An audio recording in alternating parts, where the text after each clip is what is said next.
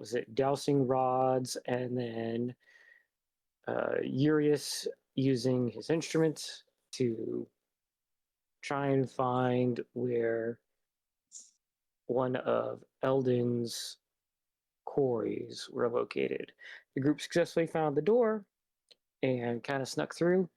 Mary, we did use your character, but the only thing we used was your innate wish granted incapacity, all the mind flayer ability. You didn't cast any spells, you took no damage.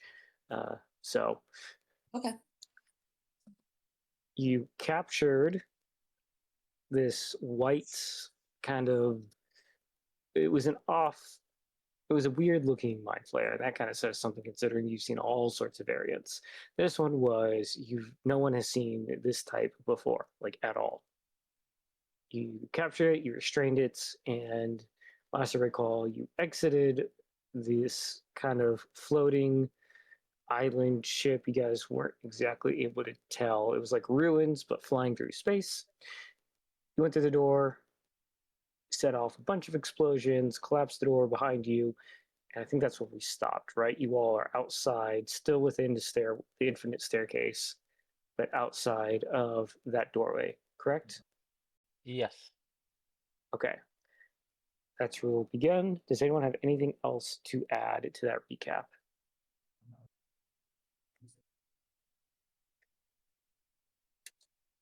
Hearing nothing, Not we that I will can begin. think of. We will begin there. So on the map, we're just using it for, just background.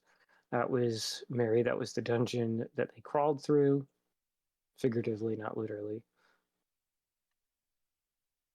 I shed a single tear because there were so many mind flayer guns and, like, no Gello.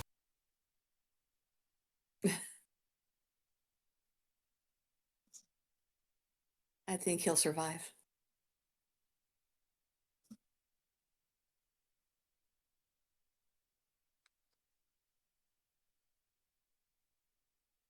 So, query in hand, party mostly reassembled.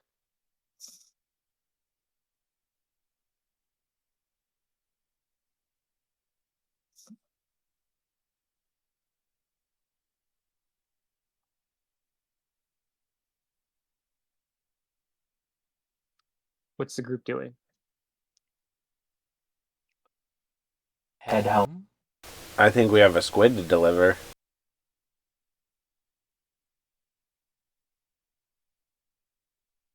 I believe someone needs to bag and tag him. We hog-tied him, didn't we? I remember tying his tentacles together. You did. He's quite restrained. However, something that I think a few of you picked up on, he was laughing, I think.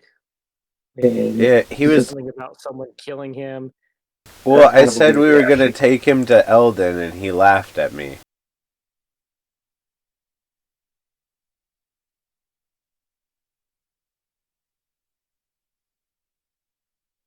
And then I shoved a sock in his mouth. Well, beak.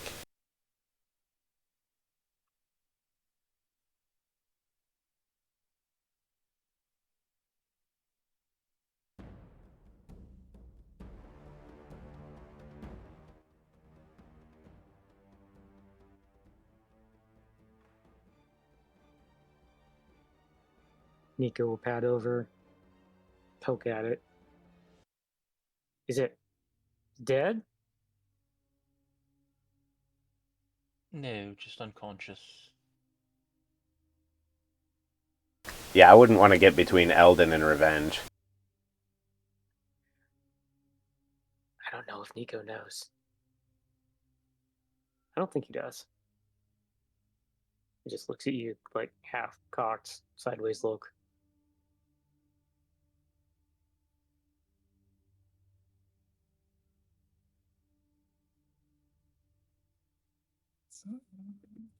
Hey, thank you for the resub, Moo Moo. Happy New Year.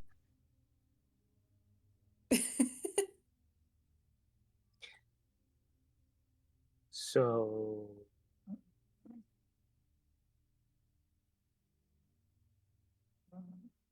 just looks to Urius and Rosewind. Now what? Can you get us out of here?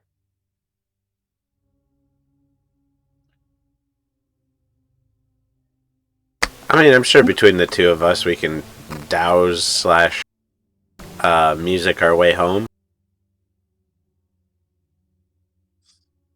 Or were we gonna use a spell? I'm gonna look something up.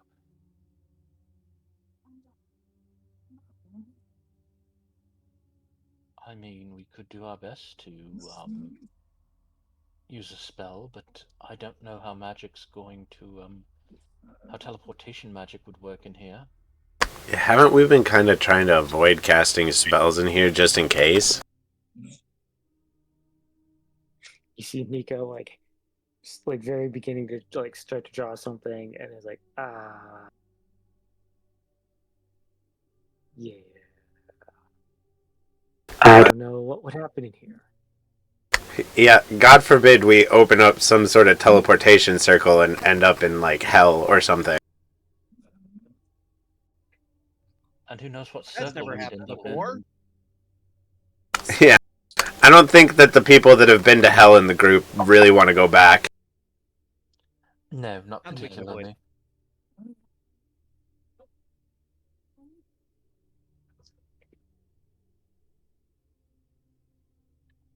I guess I will pull out the stakes I was using as dowsing rods.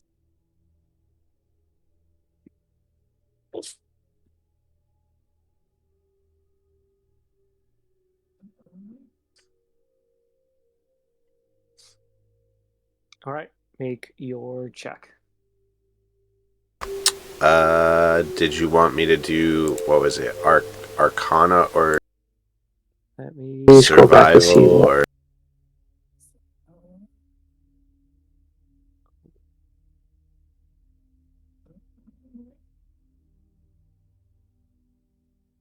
You were using survival and advantage with someone. I'm trying to remember why. Urius was doing like a tuning fork thing. Urius, you gonna do your tuning fork thing again? I did not understand all of that.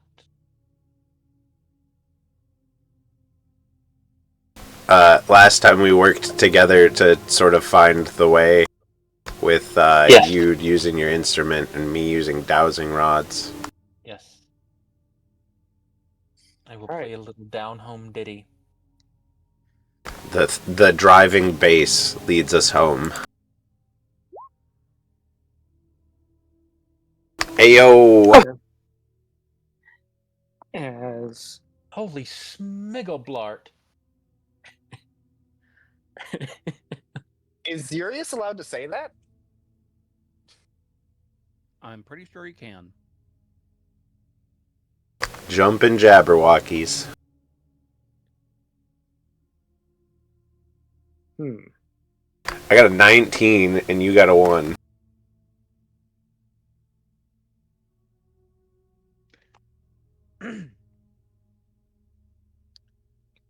All right. So as you go traipsing on, Did I break a listening- string? as you go, no, you don't break a string. As you go following, Urius setting it up, dousing rods, honing in with that vibe or frequency, you find yourself at a door. This one, though, doesn't look like the one that you came out of originally. You hear sounds like music being played on the other side.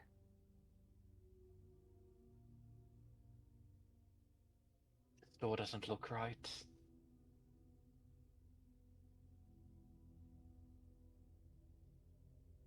I will slowly open the door and look inside.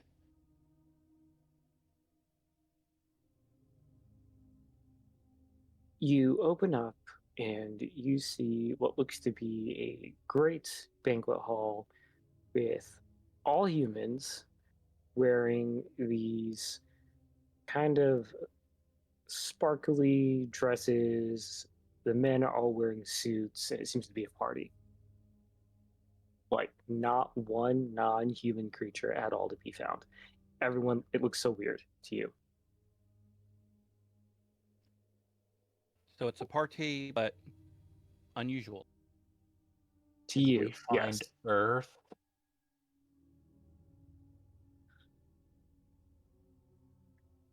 Alright, that didn't look normal. Everybody was humans. And they were dressed in gaudy things.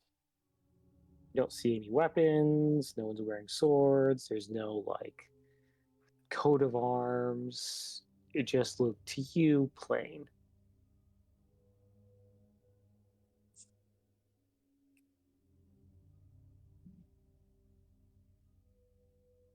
And nobody had weapons or coats of arms or anything with them. I have no idea what planet that was. What plane of existence I was in. Probably a circle of hell. It was too gaudy even for that.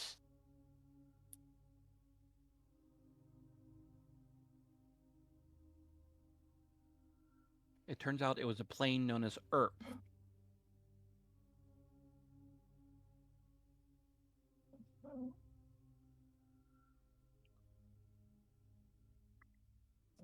And we stumbled into Downton Abbey or oh god, what's that other one? That other popular one?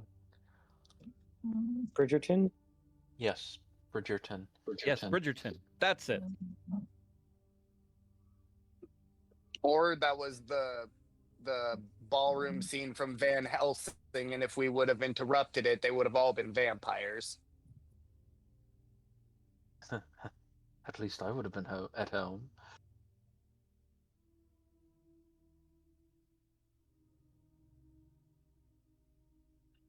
Shall we try again? As I begin to tune the cittern. Okay. Make your checks again, the both of you.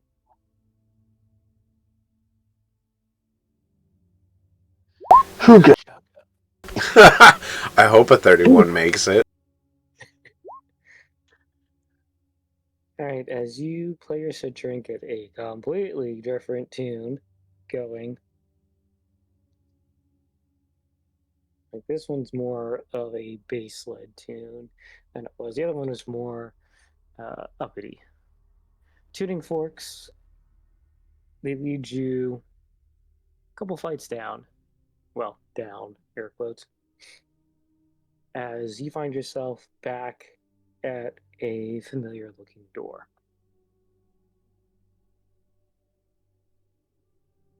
No music, silent, but has some familiarity to it.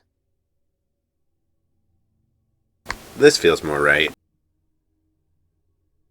I will open the door and look in again. As you open the door and look in, you see familiar sights of that portal room. Oh, thank the gods. This looks normal-ish. Which sounds like home. Yeah, you know, I'm all for whimsical bullshit, but I don't think I liked that place. Which one?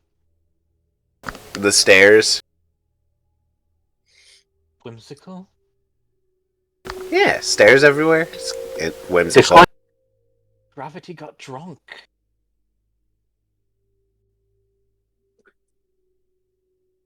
It's like the worst trip home after a bad night of drinking. It's like the worst trip.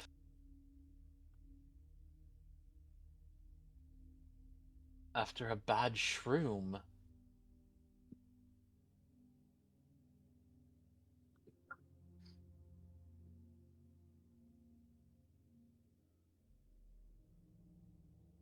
No need to put tokens down, just changing maps to stay with the story. So as you find yourself back, you will be immediately greeted by Zeratul, which is not completely unexpected, but kind of unexpected. One, it's his room, but I don't think you were expecting him there, if that makes any sense. As he looks, he seems to be at the ready. His hands are kind of at a low ready stance, like he's going to cast a spell. And then as soon as who's going in first? I figure it would be someone like me. You did open the door.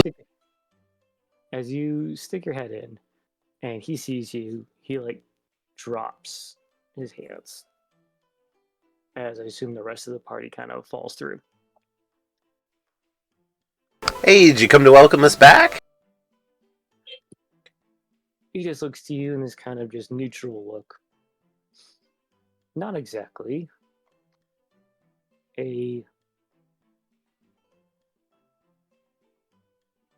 I was expecting one less of you, but you came back with the same number.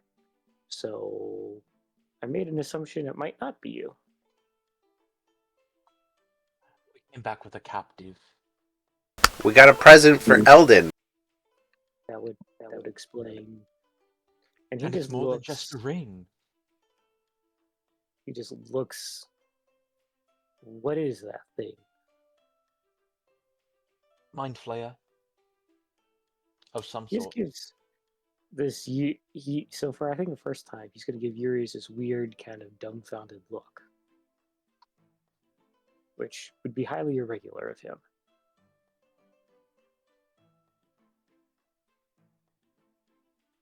Is it just a mind flayer?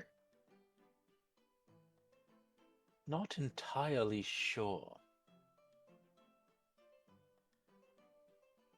We could try interrogating it, but without a powerful psychic, I'm not sure it would help much.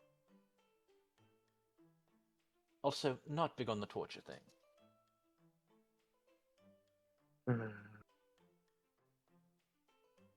Mental interrogation of a mind flayer is tricky at best. What are your plans with it? Said return to Eldyn? We're pretty sure he's one of the targets on Eldyn's list of beings that the Raven Queen wants taken care of.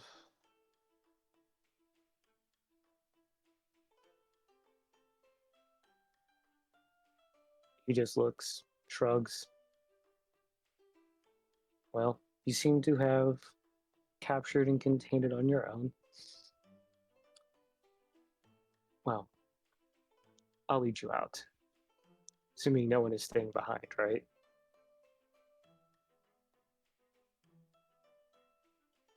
I will look to the rest of the party to see what they have to say.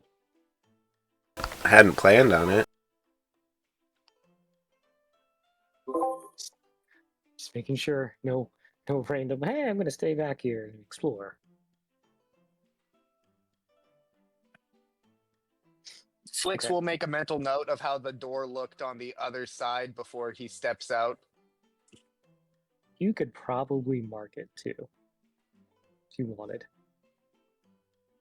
Okay, Subtly. he will, but he will just take the mental note, thinking that's probably a better, because he's not sure about how the magic works and whether or not it's going to be the same door, but he's going to commit it to memory in case they end up back in that staircase and they don't have the active ability to tuning rod. He'll be like, maybe if I look for a door that looks like that. Okay. If you take all your mental notes, give me a few minutes real quick. I gotta put a kiddo to bed, and I'll be right back. Okie dokie.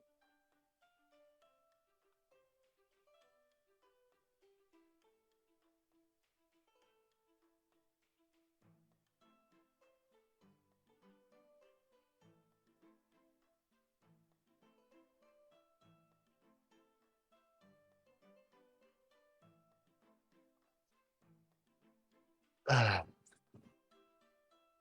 don't want to go to work at 6 a.m. I wouldn't either. Don't blame you. Especially for that long. I had Yeah. to wake up at 5 o'clock this morning.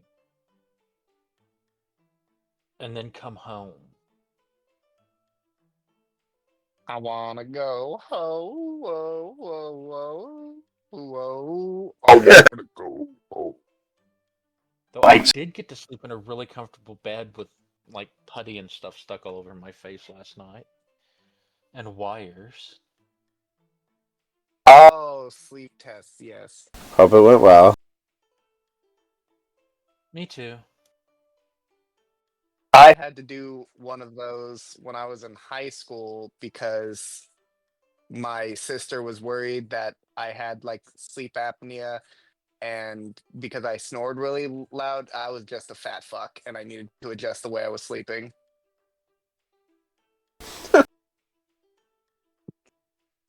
Yeah, it's really great when a doctor just tells you, yeah, the your neck is just pressing against your chin because you sleep with 3 pillows under your head and crane your neck at a 90-degree angle. Yeah, Alpha woke me up snoring the other night, and she was like, "Oh, I think it's because I'm using this pillow." And I was like, "Why would you use it if you think it's gonna make you snore?" I didn't think it was going to make me snore when I used it, and I wanted my neck to be comfortable. See, Whisper gets it. Exactly.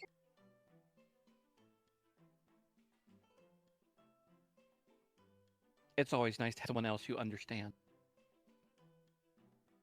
Getting old is realizing that I have to sleep with a pillow between my knees, otherwise I'll wake up in pain.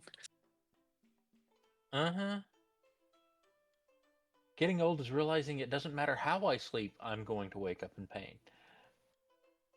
Up top. And just don't sneeze. Or cough. So where do you guys think we're gonna find Eldyn? Because unlike Gello, it's obviously not gonna be a bar. The middle of a battlefield, the only survivor. That tracks. Oh, come on. That's just a given. Riding an endangered species. Into battle. You understand that he's the one who caused it to be an endangered species, right? Yep, exactly what I'm about to say. And it's endangered because of him. Just as long as we're all on the same page. Bro had to slay a Jabberwocky, but fucking comes back riding it. How to Train Your Dragon style. I was about to say, or Avatar. He's gonna become Taruk Makto.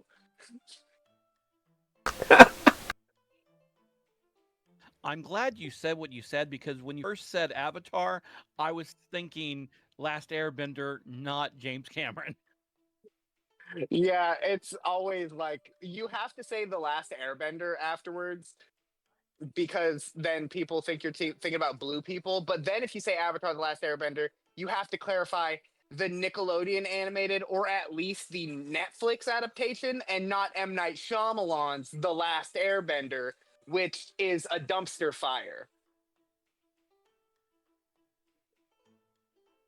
That's a polite way to put it. We're streaming. It's definitely a dumpster fire.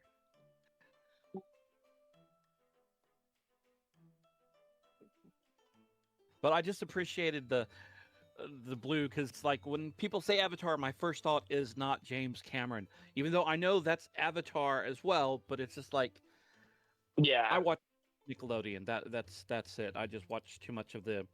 Sorry, yeah. it's all right. I too was a Nickelodeon kid. Why would I want to pay No, $25.50 for 40 bottles of water?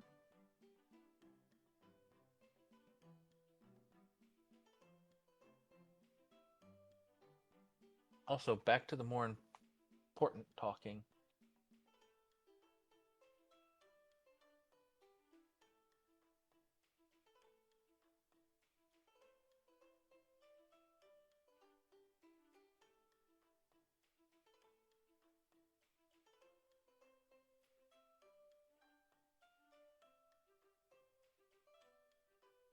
I ordered some like like takeout like 40 minutes before the session started, and it's still saying preparing your order. Where did you order it from? Like through DoorDash, but like from a place like a mile from my house, and like I put like a 20% tip on it. So I'm like, this is crazy. The roads aren't even terrible. I was gonna say, are they actually open today? Did they close early because it's New Year's Eve? That could be. Sometimes that happens. It'd be. I mean, it could be like that. Maybe it just didn't update on DoorDash or something. That's just wild that it was taking that long.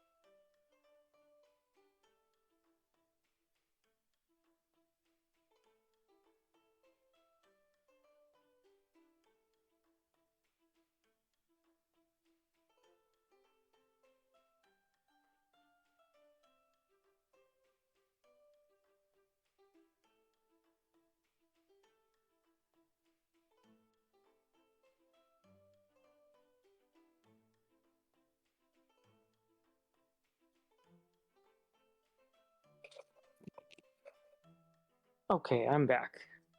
Thank you for bearing with me. Welcome back. All right. So, what y'all discuss? Yes. Fair enough. All right. So, didn't know if you had any questions or anything to ask. We theorized that Eldyn would ride the Jabberwocky in instead of having slayed it. How to train your dragon style. Maybe. Or We'll see. Tarek Mokto style. As he leads you out, Yes. as he leads you out of the portal room through a doorway, back up this winding staircase into a kind of plain hallway, very sparsely decorated, just stone walls, no tapestries, paintings, or anything, just a mundane stone hallway. Leads you out, zigzagging through the castle, down some flights of stairs, eventually leading you back to kind of the front door, main lobby area. You can see the teleportation circle runes carved in the stone, quite large. And as you all are kind of gathering up, you hear these faint explosions outside, but you don't see anyone freaking out. Where did you move the castle to? Oh, still here in the mountains. The humans are celebrating another lunar cycle. Oh, fireworks, or whatever they're called. Fireworks or whatever displays of burning light they wish to. As we have humans here, I'm not going to. I don't prohibit the celebrations of holidays. However, we vampires do not exactly celebrate the new year. To us, it's just another year. And for us, well, me, time is time. Blood moon, though, we will celebrate the blood moon cycles when they appear. Just kind of gives Urias a nod.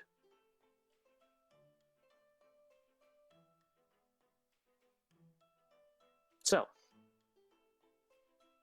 to Eldyn, or is there? Do you need supplies? information, questions before I return?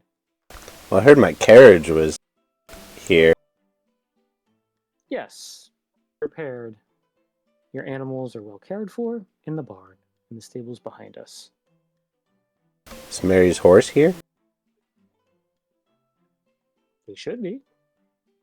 Looks to his butler, the gaunty old gentleman that you were introduced to way long ago. Kind of gives a nod. Yes, they are all here. Man, I'm glad we're bringing Eldyn a gift. Damn.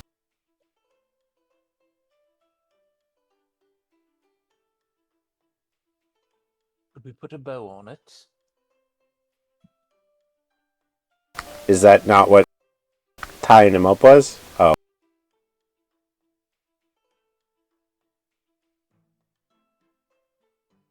I meant an even more embarrassing bow. I could draw some dicks on his face. I mean, he already basically has them hanging down from it. I understand that this is a, a creature that we are going to willingly give to someone to murder, but please be above drawing dicks on its face. It already has it, so I mean, tentacles. I look up from writing I'm a big moron on his head with my pen.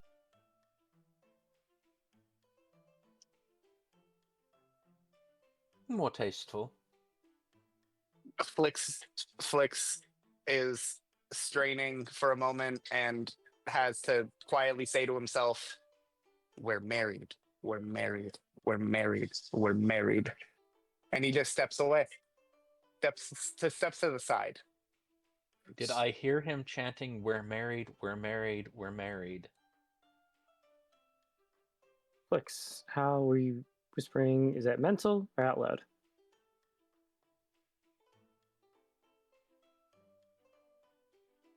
To himself?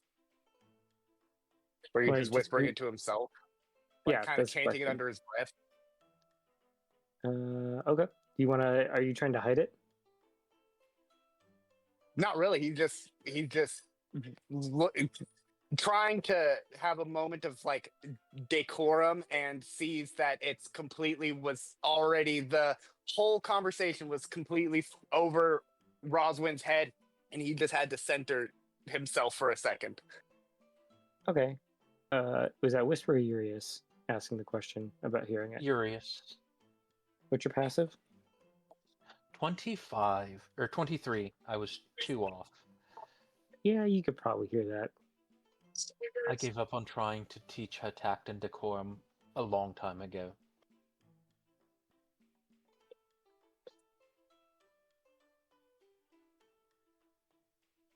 He'll nod. She's all just snark and sass.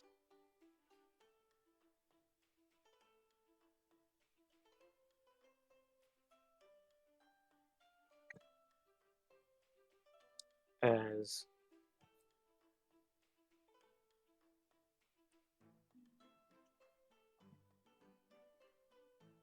Zeratul just looks amongst the group. Well, I will leave you all at it. However, I'll leave you with more than whispers are coming in. More and more seemingly random attacks, raids, infiltrations are going on at the capital. And he like makes this kind of like overarching hand movement in a circle that seems to indicate people of his level all think it's related. And as he kind of overhead everyone, just kind of leans in like he's trying to be somewhat quiet about it, we all think they're trying to unlock Dendar soon.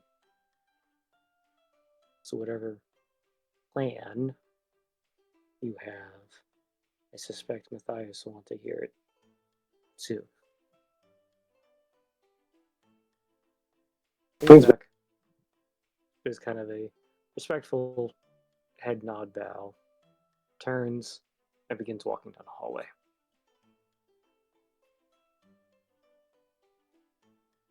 While the butler kind of takes a step forward, indicating he's ready, but he's still outside of the group from your shot, just being respectful of the group, not trying to eavesdrop.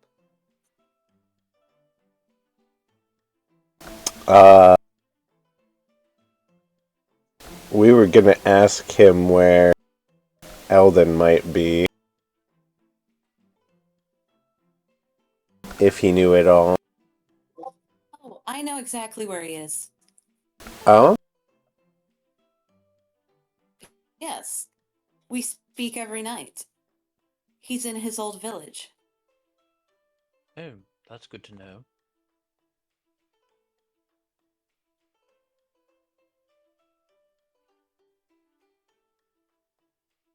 Well, we have his squid.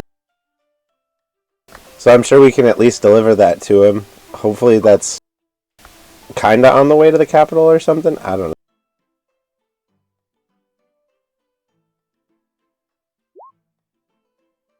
Do I know if it's on the way to the capital from here?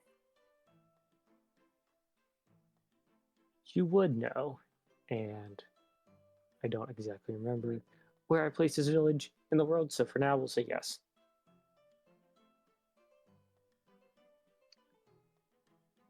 I know it was south, and you have to go that direction because you were in the far north.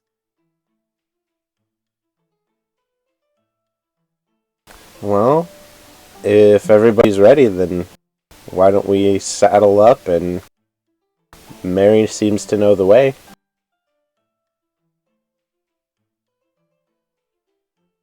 Before everyone leaves, the butler is going to put his hand up in a motion to stop. And then, assuming everyone looks at him, he'll have a finger pointed upwards, like the number 1, but not indicating a number, but more like looking up, is everyone will see lightning kind of starting up in the roof, up going to the tallest tower that you could see, as this magical energy takes and envelops the entire castle, and in a white, blinding light, you can kind of feel the castle shift and shake, then everything stops. And then the butler kind of nods to you. You may proceed now. Oh, is that how it moves? I was kind of hoping it had legs. You see a slight kind of smirk on the butler. At one time, I believe it did. But as it's grew and the mechanics, the legs, that requires a lot of energy. This seems to be a simpler magic. Still don't understand it, nor do I care to. And as he opens the door, you are still in the north, but instead of at the top of the mountain, you're at the bottom. Zeratul understood that you would be traveling and did not wish you to traverse down a snowy mountain. That seems to be So you were hoping would we were not in be the... a, it would not look kindly upon him to treat his guests that way. And if he got killed or injured, yeah, just so you're at the base of the mountain. Is what I'm trying to say.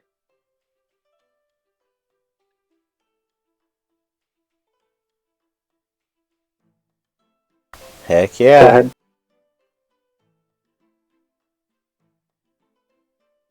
So you were hoping we would be in the dancing hut? No, just kind of was hoping it had like big old chicken legs or something. I don't know. Or That like, would be The dancing ducks. or like T-Rex legs, or like Machina. That would be even more terrifying.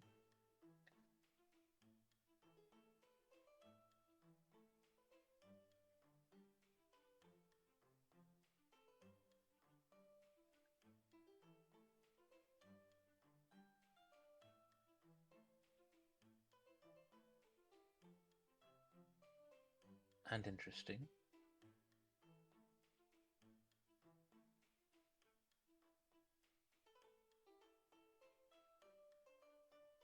Well, Anyway, as the butler opens the door into what seems to be about midday, base of the mountain, it is cold. Not as cold as it was at the top of the mountain, but still cold enough as you see the carriage and all the animals, healthy, unmolested, already linked up for pulling the carriage, get kind of brought out. As he walks out, opens the door, and kind of motions for the party.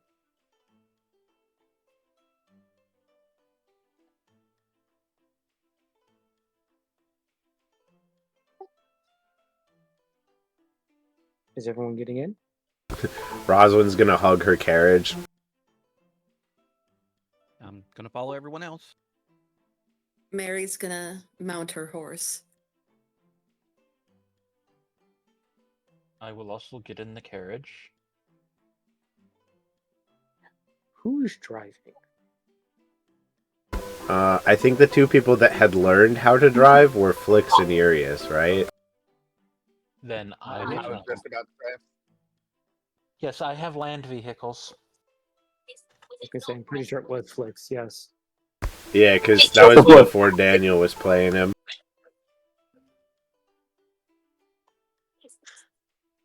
Flix promoted to driver.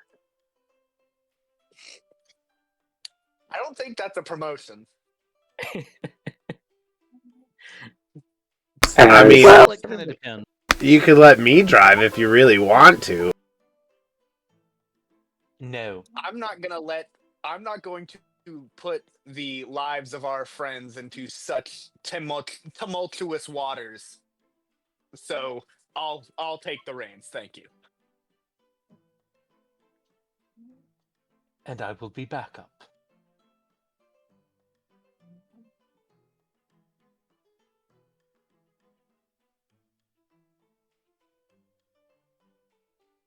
And then she'll fly into the carriage and lay in her hammock.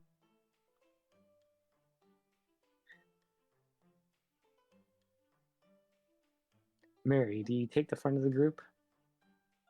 I do. All right. So, any final things to do at the castle as everyone's piling in?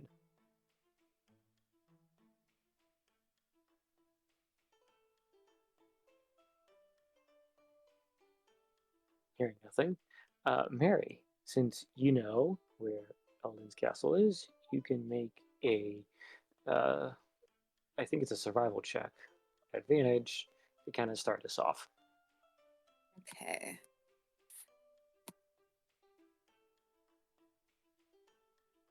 Oh, it's been a million years.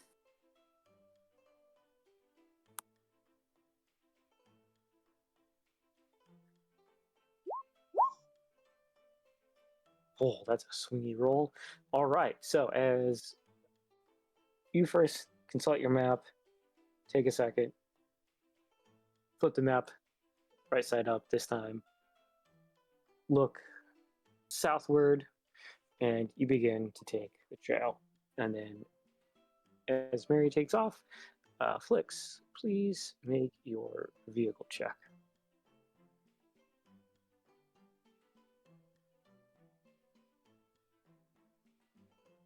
What that is? How that do? So you should. Let's see. Let me find your sheet.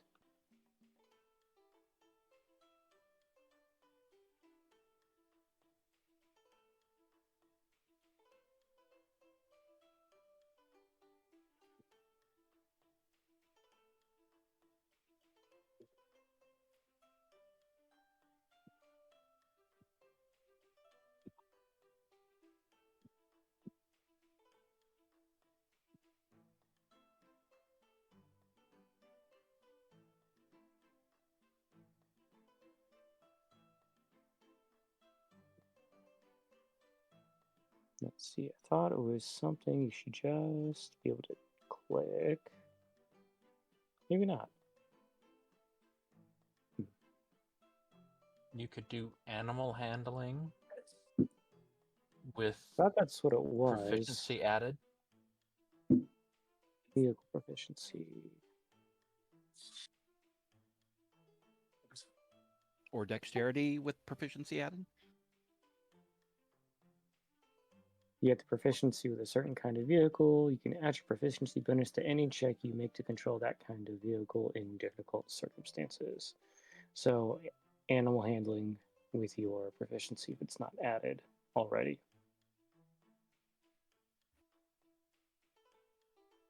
Animal handling plus proficiency. So Correct.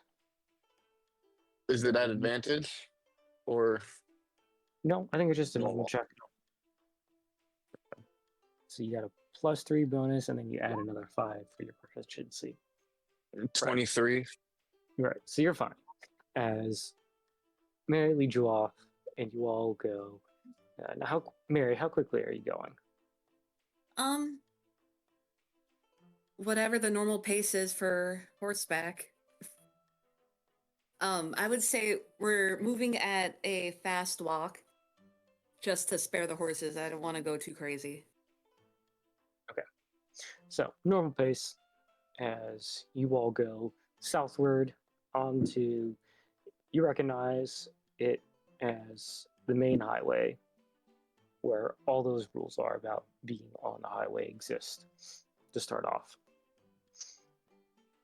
You traverse, you see, you're going from a kind of snowy mountain area into kind of this fall kind of, it's all a lot of trees barren of leaves, few evergreens here and there, but it's very dull, gray, kind of cold as you go clipping down the highway. Very few, if any, passerbys going in any other direction. Either it's too cold or they've already moved to where they're going in advance of missing out or in advance of winter kind of snowing them in. So for you, it's very helpful as there's no one to really wonder about. What's everyone going to do in the carriage? Other than I know one is resting. I'm reading a book. Yeah, I'm just resting. I don't need to sleep. I'm just, taking a 1 hour rest or however long.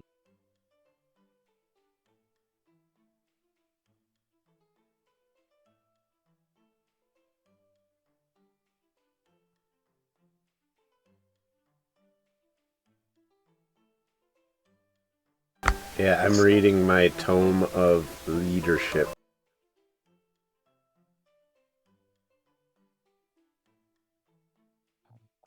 I think I had 10 hours on that already, according to my notes, from what I can see. I know I have it written down too. Let me check. That could be old, though. I don't know. Let me see.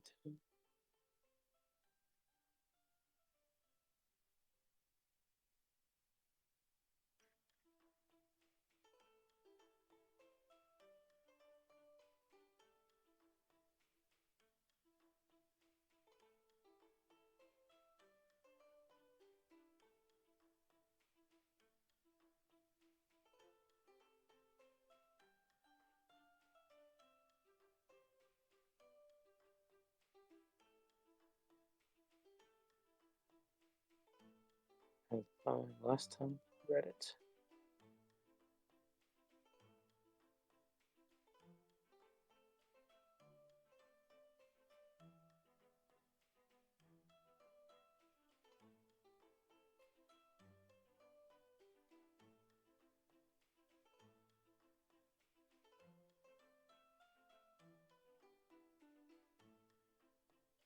Yep, I have you at 10 hours of 48 hours. That's the last I have. Anyone know any different? If not, we'll go 10 hours. All right, so you begin reading. I'll assume they're at the beginning as you take off, or were you just going to nap for a minute? I'll read the whole time. I don't need to rest. Okay. One reading a book, one resting. Anyone else doing anything? Small talk, plan making, questions? Um,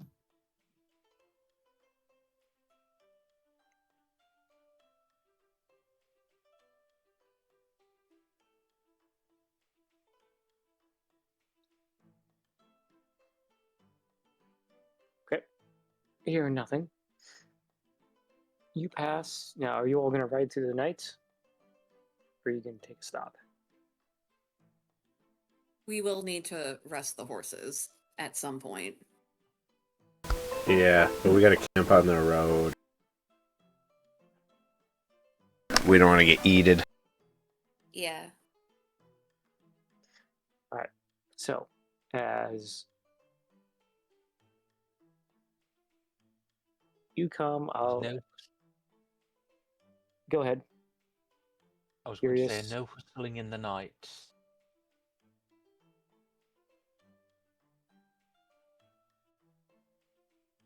So, Mary, what does a good pull-off spot look like to you as you're going down the highway? Sun starting to set, it getting darker and darker. If we can't find a village to camp near, I would say a clearing near the road that we can still see it, but is still like has a thin screen of trees in case we need to hide from something on the road. But definitely not too far into the woods where we could potentially get jumped by something or get lost. Okay. No villages around this far north, at least close to the highway. You do see some towns off in the distance, but you don't think you would have the right amount of time to get there. You'd be doing everything at night. But you do see an almost perfect clearing.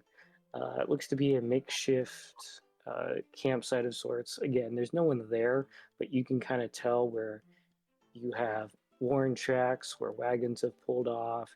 You see someone built a stone fire circle already there. There seems to be a small pile of wood kind of next to it, already gathered. Someone just left it there. Uh, Looks to be, and it's within, it's like um, 20 feet away from the edge of the highway. If that sounds agreeable to you. Yeah. So, I Mary, want no we'll lead daylight. the group off, carriage following to this kind of de facto campsite. As you begin to set up camp, what are you going to set up, if anything?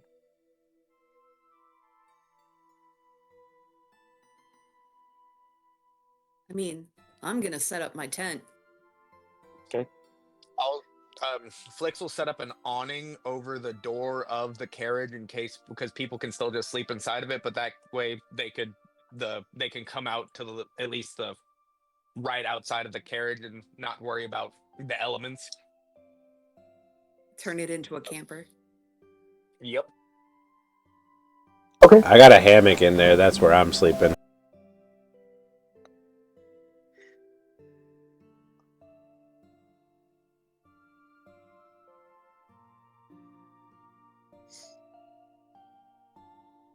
As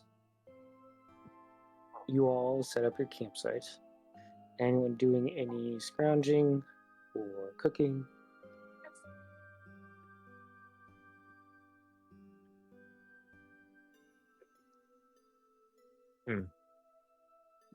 If we have the equipment for it in the carriage, Flix will make a campfire meal. I'm pretty sure you all do. I was gonna say, is this Uris's carriage? No, it's my carriage. I don't have a carriage. The carriage we've had all this time. I thought That was your Correct.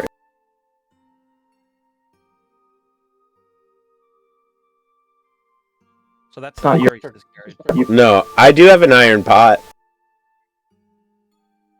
on the carriage. All right. I will take the iron pot and I will make a campfire stew using rations, and I'll forage around for some anything like that we could use for a savory stew, root vegetables.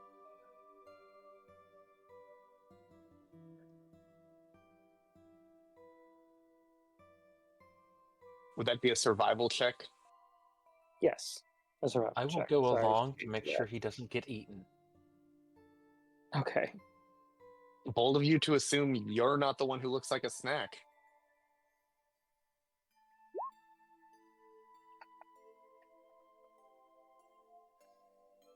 I'm Okay. half their species.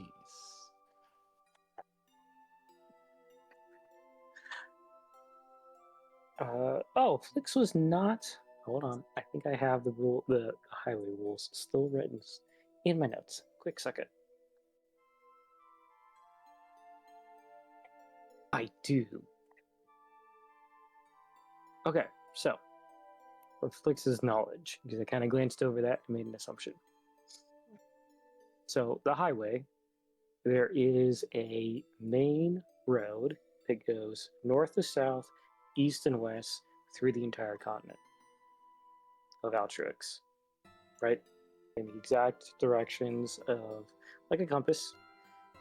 Everyone's free to travel, so there's no taxes or tolls on the official highway. If someone is harmed on that highway, it is on the reigning sovereign of that country where that person was injured to handle it. Right? However, travelers have to abide by the country's laws and customs, so long as it doesn't conflict with the overarching Altruix or the Empire's rules.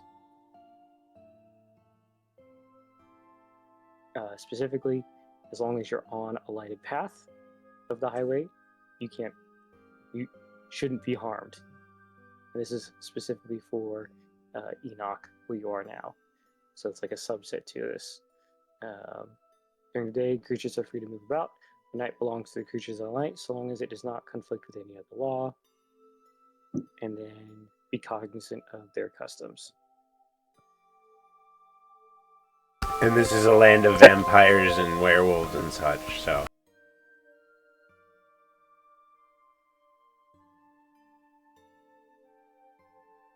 And I don't think, Flix, how much did you know about Zeratul and everything that just transpired? Again, I may have made a terrible assumption. I don't know. What? Okay, so it's really easy. I based Zeratul off of Castlevania's Dracula, had his wife lived. Does that make sense? Yeah. Like, he is a vampire. Like, it's a freaking vampire. He has a human wife who is alive, and he may be a little bit more human friendly than Castlevania Dracula. He Which is came fine. to our wedding. Yes. In the shadows. He's very big on the sciences, magic, as you can kind of tell already. He has a vast knowledge base, but also vampire-like, as he likes his seclusion, his quiet, his peace. Gets very grumpy if any of that is disturbed.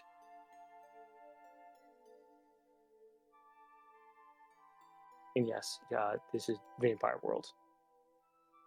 So there was like an entire town they went into that was interesting.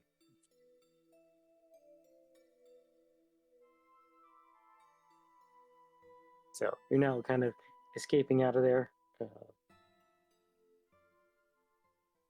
but it's a little bit more militaristic in terms of he doesn't take kindly onto vampires just randomly attacking and drinking blood. He understands that there is a need, but throughout the years he's developed ways and rules to abide by it, which the whole party kind of got a glimpse of when they stayed at a particular town. Okay.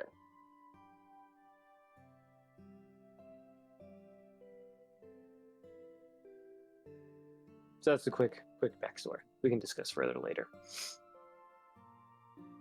Anyway, so yes, you are able to forage. You find some common root vegetables, mushrooms, berries, maybe some spices.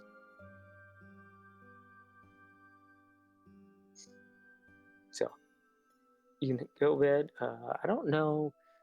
Is it survival again for cooking? I know there's a feat for cooking, but I don't know skill wise what that would look like.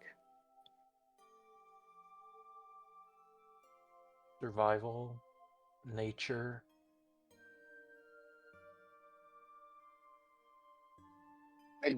I'd go more toward survival.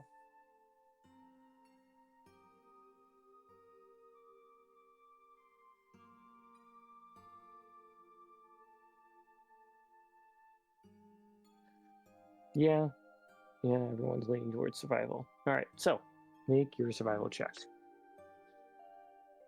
And I will give you advantage. Being in the military, you know basic survival and cooking skills. Because you're not making anything fancy.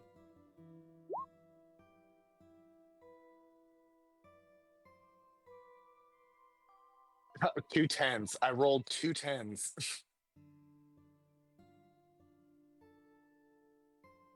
So I got Well, 18 total. You make a pretty good, not like amazing, but it's not basic cam stew. As it smells delicious, it comes to a simmer and is ready to serve. So while you are through all that, as you're cooking, preparing, what's everyone else doing? Probably reading my book still. I will keep a watch out for any of my kin. How are you going to do that?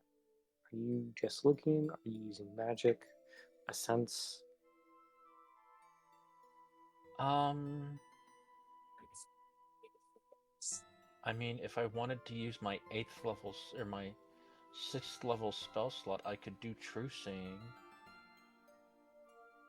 But I don't know that I have 25 gold worth of ointment. I would have had to have found mushroom powder, saffron, and fat to make it.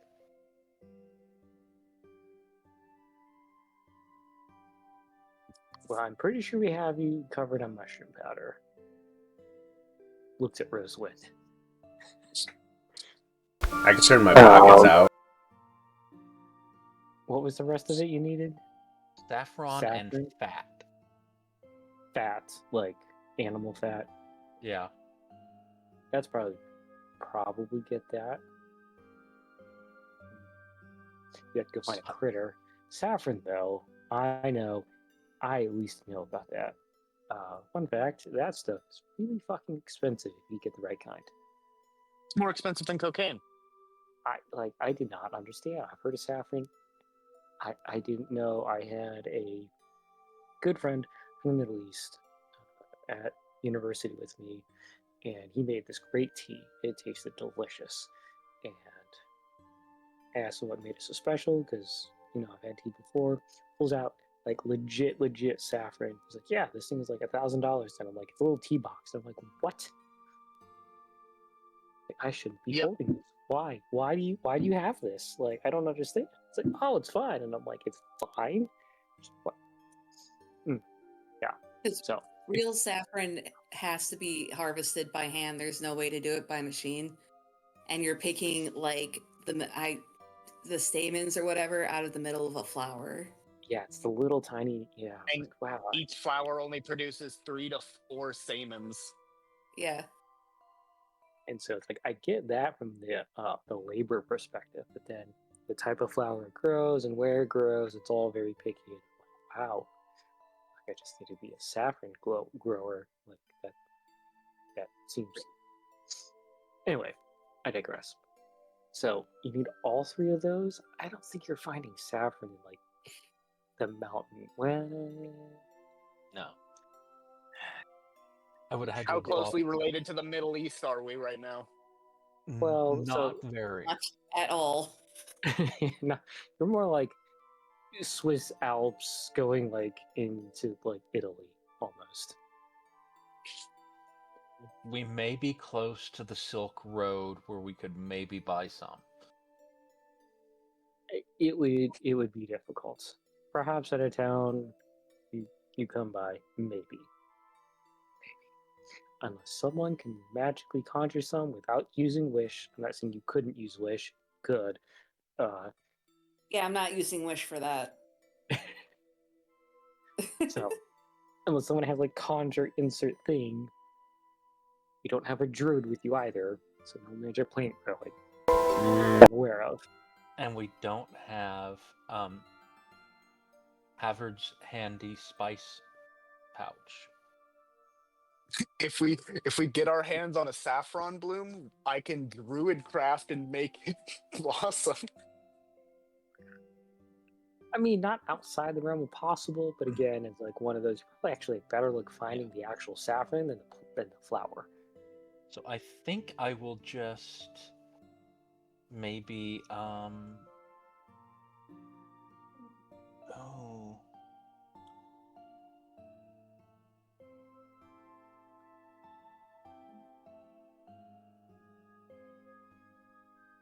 Oh, Doug, I messaged you something that Whisper's doing.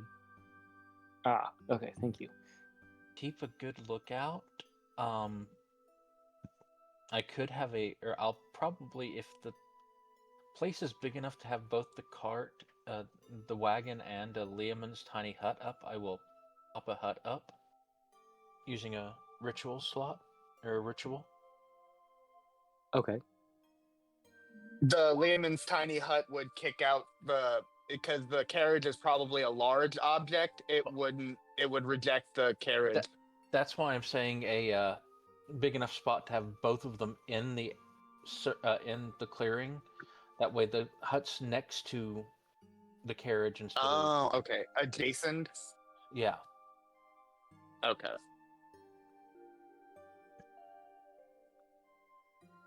Well, whoever wants to be able to exit and enter that hut has to be inside of it when you cast it. Otherwise, they can't enter. I'll ask the entire party to get in it while I'm in it, and then I'll keep watch from inside of it since I have to stay in it. Well, I was going to say, we can cast Leomund's tiny hut inside the carriage. It's too big for the carriage. Yeah. Yeah, Emanation. It only says that it has to contain the individual people. It doesn't say it has to contain objects. Yeah, but it. But it creates a solid. It creates a emanation of. It doesn't matter what you want it. Like it creates a radius. You can't control the width or the outward, and it's like essentially like a circle. So if we did it inside the carriage, it would make a bubble. Parts of the carriage would be outside of that bubble. It would reject the bubble. Unless the carriage, for some reason, is larger than 10 feet on the inside. I really doubt that. And then we could probably just use the carriage to travel wherever we wanted to in an instant.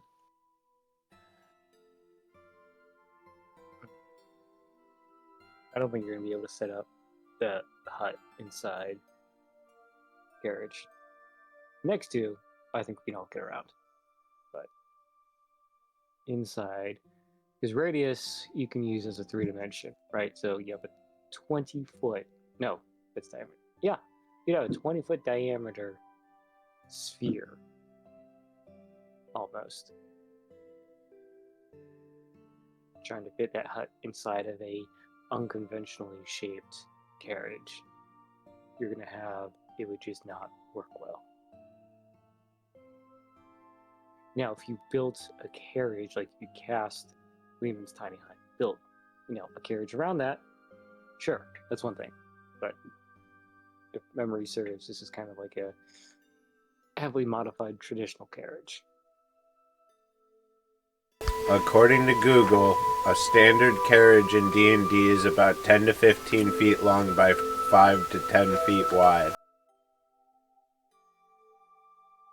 So it's basically an old-fashioned caravan. An old Romani caravan.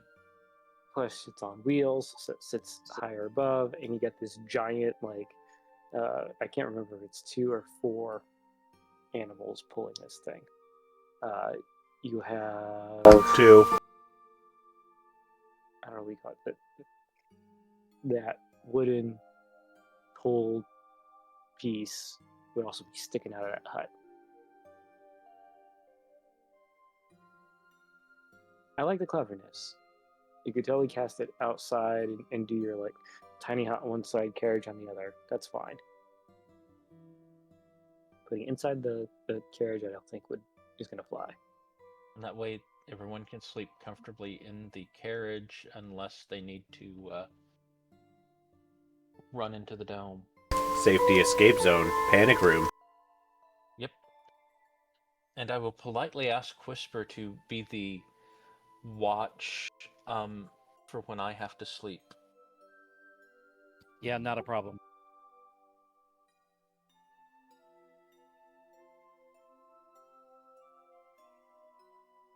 Because I'll be the watch whenever.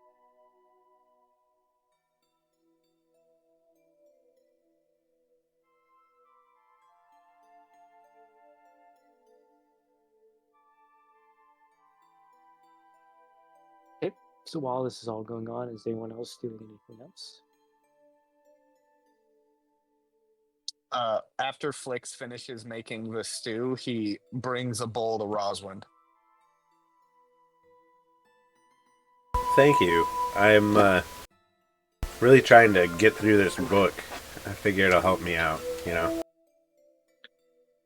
Yes, and I'm sure you'll want a snack or something to eat in between, so I thought I'd bring this to you so you didn't have to get up and interrupt your reading. Yeah, absolutely. You know He how will it gets when you get really... Place a hand on top of... Oh, sorry, I didn't mean to cut you off. You're all good. You know how it goes when you get really focused on something and you just forget to eat? Yep. He'll, rustle Roswind's hair and then walk back outside to go walk into the dome. Or prepare for the dome to be cast. Yeah, I'll make sure I'm inside of the dome when it's cast.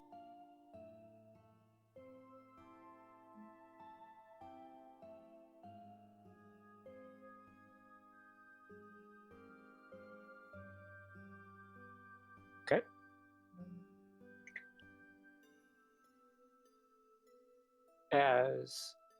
So, Urius, you were going to... You still haven't made that check. So I think it would be perception, if you're looking around. Yes.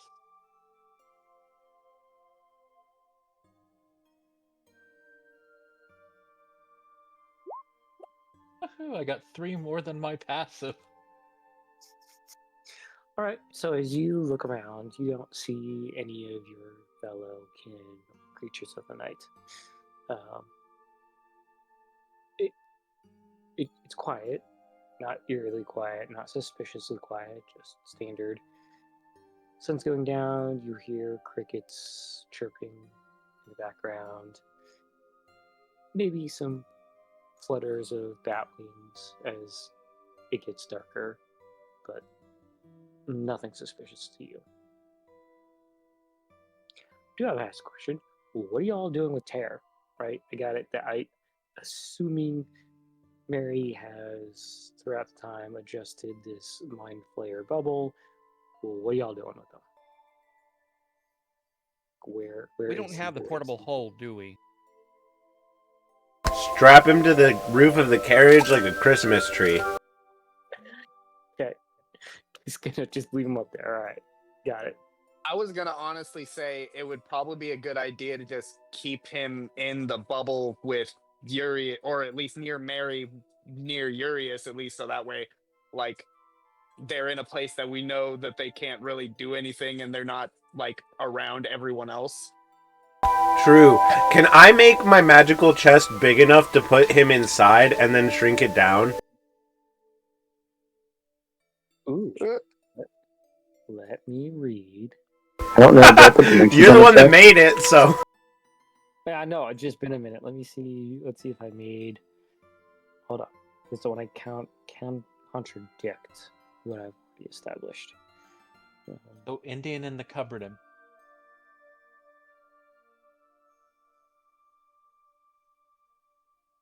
I mean, worst case scenario, I know a large reduce.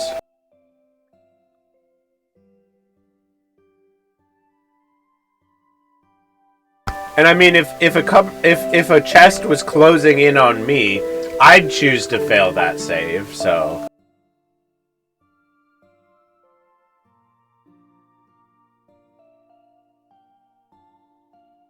Okay, so I have written it 2 foot wide, 4 feet deep, and hold on. It should be 2 by 4 by 5. But I gotta edit. Hang on. So I think a mind flayer is a little bit bigger than 5 feet. Correct me if I'm wrong. I'd imagine, but I mean, it does kind of if make you- me how long question does how I fit that much reduce- shit in there. How long does how big does reduce and large last? Just curious. Probably not long enough. Like a minute, I think. Yeah, 1 minute.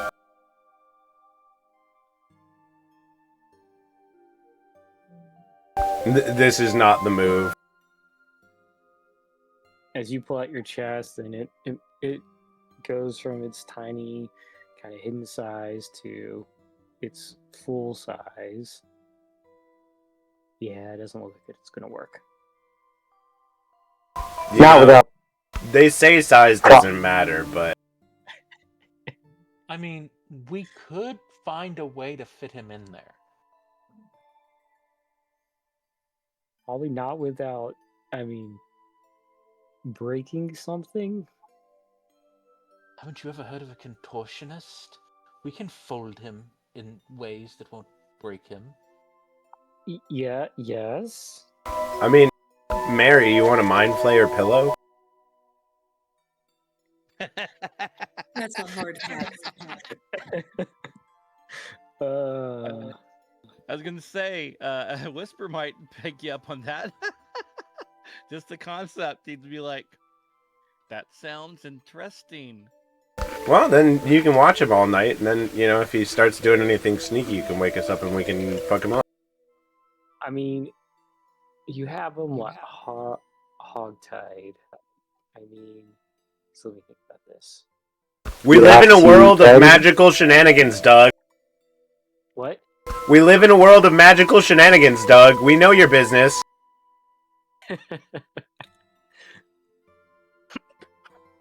Yeah, speaking of I mean- shenanigans,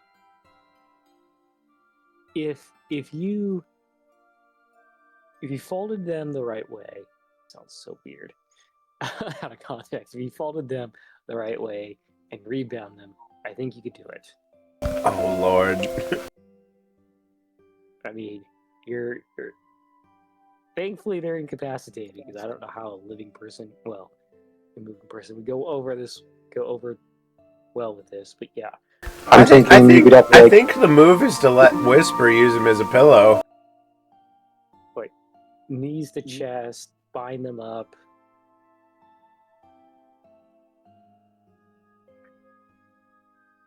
I mean, Then we've got eyes on him all night.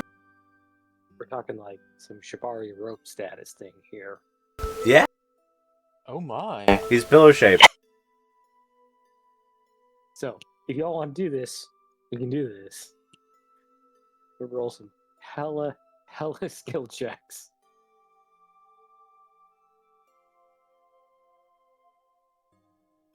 I think the move is to let Whisper use him as a pillow. I believe. Well, since I'm not going to actually sleep, he'll be more of a prop up against one of those reading pillows. That's it. Yeah. Yeah, then we've got eyes on him all night too. Exactly. Okay. So Whisper, where are we placing Tear? Right. So I got, for the sake of just looking at a bird's eye view, the left-hand side of the campsite, carriage, right-hand side, I'm assuming it's the hut, campfire in the middle. Well, obviously he's going to be solidly inside the hut, because that's where I will use him as my pillow, whatever you want to call it. Is he actually in a pillowcase? No, but I mean, probably the amount of rope restraining him would probably act like one. Do I have a burlap sack? I think I have a burlap sack. Because I was going to say, I could put an alarm spell on the pillowcase or burlap sack or whatever, just so that, if he attempts to undo it, it automatically goes to me. I don't. I'm quite sure the carriage would have a burlap sack from all the times you've been using to carry stuff. Yeah. I'm sure there's one in there.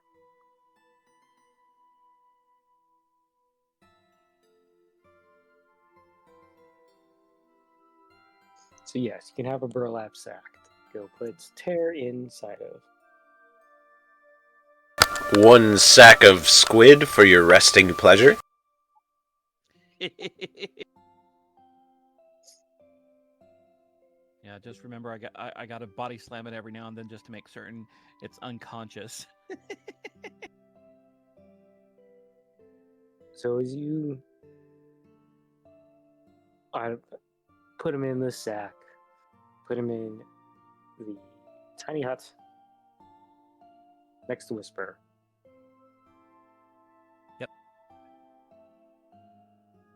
And somehow my Roll20 has closed. Oh no! Well, let us know when you're back. As this all transpires, you kind of hear this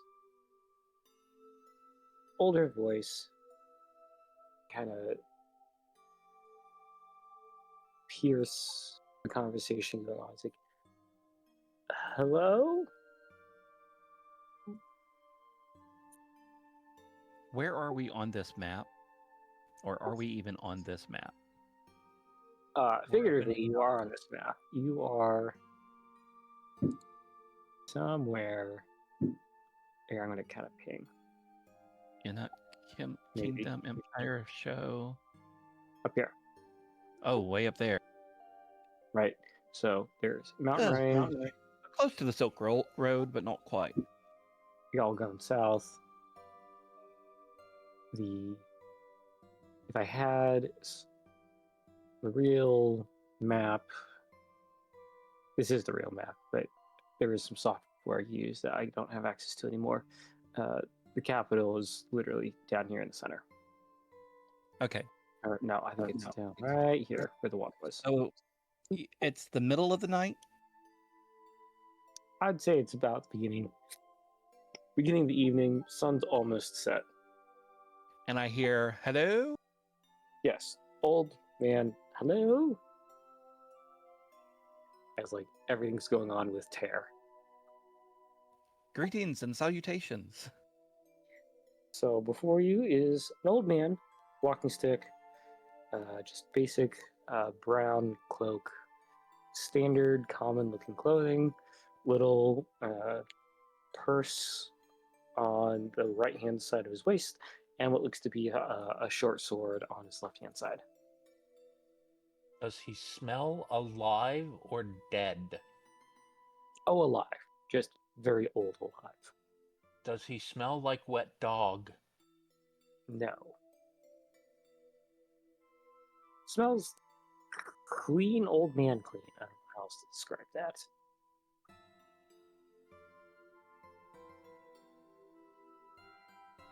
Wait, Who kind of like wait. is awake at this point? Because I assume everyone's awake, right?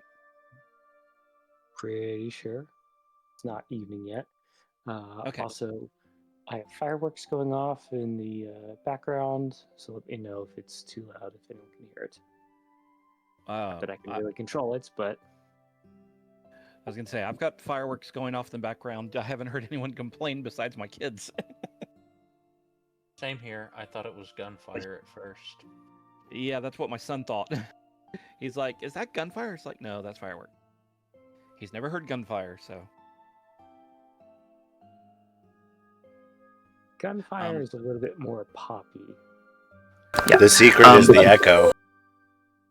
I have an unseen servant, at least one active currently for serving people food if it's dinner time. It would be dinner time. So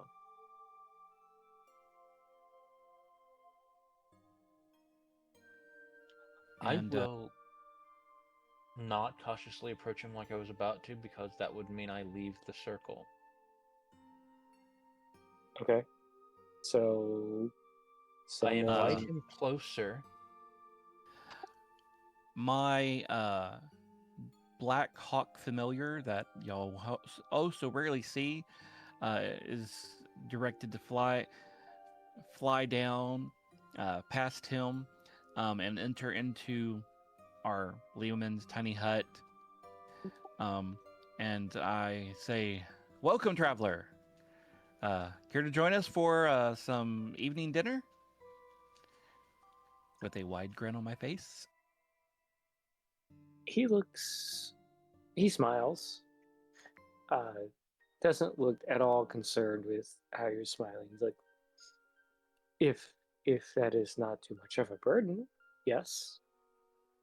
Ah, travelers Just travel one. together. One. Yes, but we're travelers too, so. Paying no mind to the burlap sack that I'm leaning on and occasionally elbowing and adjusting. He just happily shrugs. Your business is your business. I understand. It's not a child, right? It's a squid. A child? What's a child? At least I sure hope it's not. It's just a burlap sack. He just gives you this like he Full just of, gives like full of potatoes, you know. Sure. I turn to whisper and go, "Could you be any more conspicuous?" Yes, I could. Calamari. He just looks to the group. If I've had my fair share of adventures, so I understand. As long as it's not a child, right? Heaven forbid, no. Okay. Well, At least I sure then not. If it is, it's the ugliest child I've ever seen. And really big for a child too. It likes to eat brains. well, then I have nothing to worry about. Anyway, my name's Quinn. As he extends his right hand. Your name is Quinn. Here, I'll type it ID? in. Like a copper? Oh, not Quid. Quinn. Perhaps not. Quinn.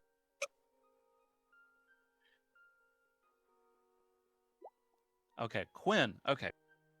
That's why I double checked his when he said my name's Quinn, I heard quit. I'm like, as in squid? As in, this isn't actually going where I thought it was. Alarms were going off. Exactly.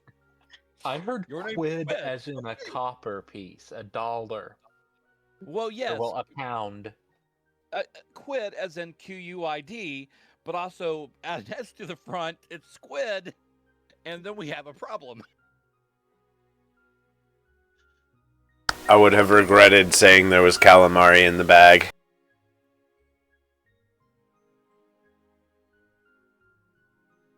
I step out of our Leoman's tiny circle and shake his hand. Very nice to meet you. He nods. I pull out some rations and offer them to him. Mm. Unless, of course, you got your own. We've got better Oh. food than that. Oh. I'm sorry. My bad. If we've got And I- better, we've got better. Yeah, like this entire pot of stew. I assume is what you were implying. Yes, I point back to the pot of stew. Just be warned, it's Fey food. He shrugs, smiles. Yeah. Not in the wild, though. Flex will offer him a bowl. He'll take it graciously. I'm still watching him kind of skeptically, but not too skeptically.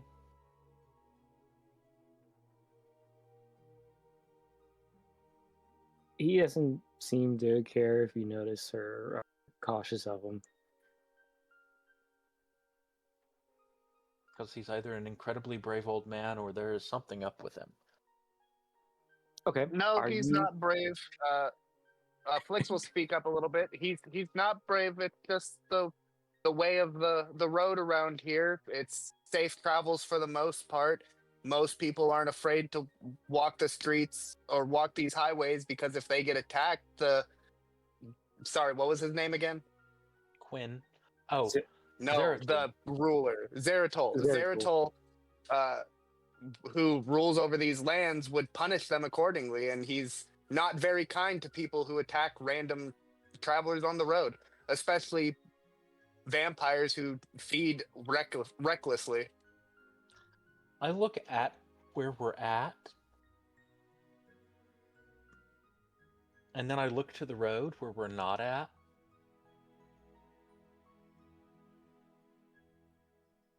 You see that there's enough light bleeding over. Like it seems intentional where this campsite is positioned. Then I will give a sigh of relief. All right, then. I understand the concern, though. As Quinn just kind of looks towards the party. It's very nice to meet you, Quinn. Enjoy the food as I dig into mine.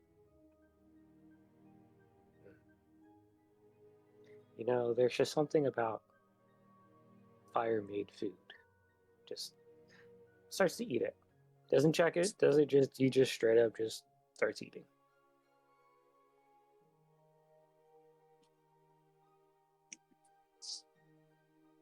Flix will motion to a stool that's nearby him because he is extremely uncomfortable with people standing and eating in front of him.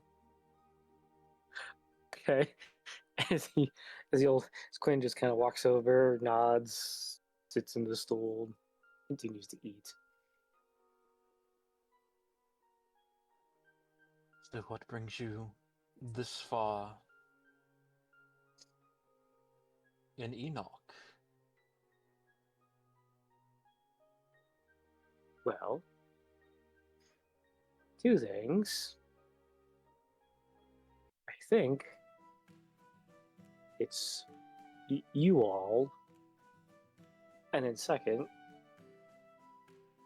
further north is this fantastic viewing spot of the stars.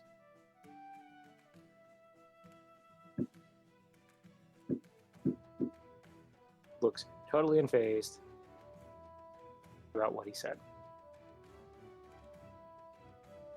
Again, I'm like, this is like 70-ish year old human old man. Who all in the party is out here? I assumes everyone is within earshot. And we're going about. I figured we were all circled up eating, you know. Oh, We had to come together for the dome too. Mary doesn't eat, but she's nearby listening while she like fusses with her horse. I look around at the party and go, did you say us? Yes. As puts his bowl down, opens up his pocket very slowly. He's reaching. He takes his hand, pulls out this piece of parchment. I have a message. This guy's ominous. So he just looks at you all. Like, you can scan me if you want. I Ask me reach questions. through the dome and take the parchment? Nothing happens. Grab it. Parchment.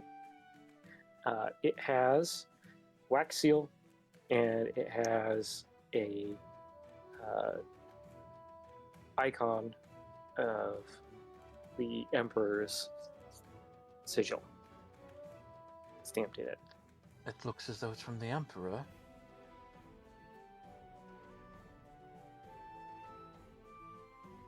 I will break the seal and read the message. Okay. I will send it to you now.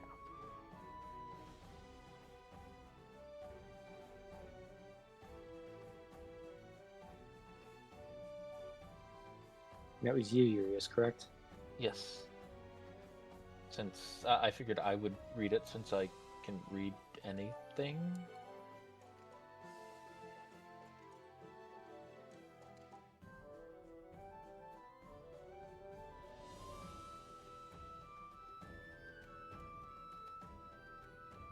Party doesn't have a name, correct? I don't think you have a name. I don't think we've given ourselves a name yet. Okay.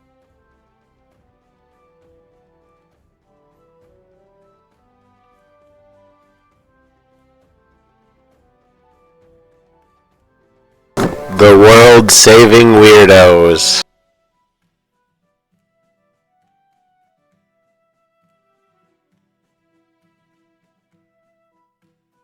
That's No.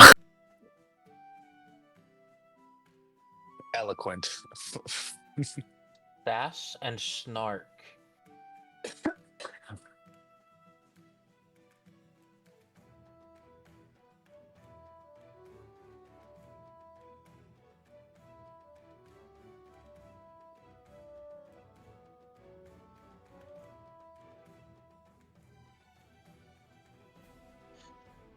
The Dendar Endars.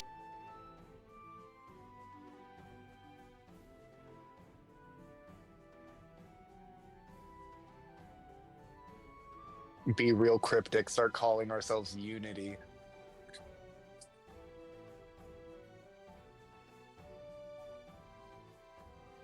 Weddings and some funerals. The party formerly known as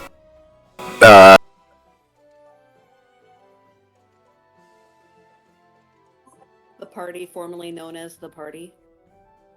Nice.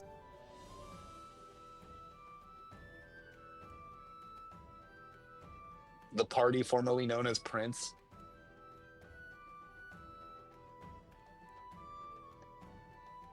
Mary and those other people. I got it. The Temptations.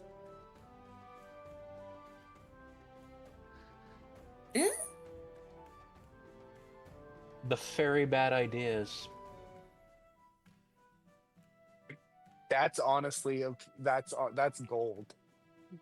We're not doing it, but that's gold.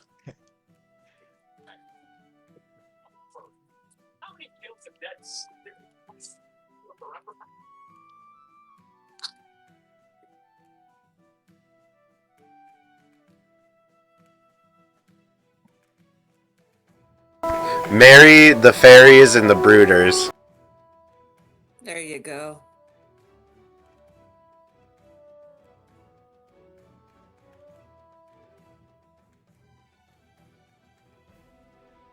All right, Yuri's sent to you in Discord's chat to you. Apparently, we need to be in the capital in a fortnight. Because time is not on our side. The other sovereigns are being called there as well. And we have nothing of what we need, save one item, I believe.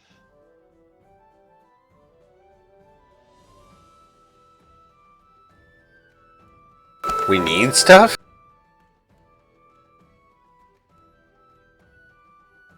Ancient relics of great power.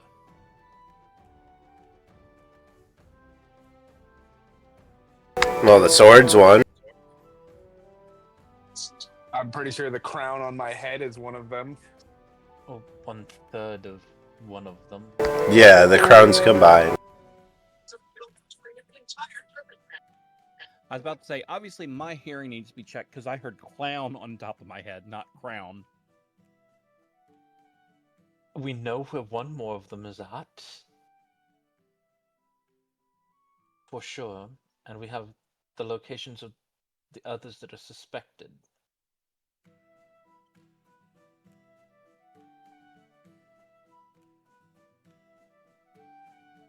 And to get the rest of them, we would have to have Zeratul teleport us about. And I don't know if he can teleport out of Enoch. He has before, hasn't he?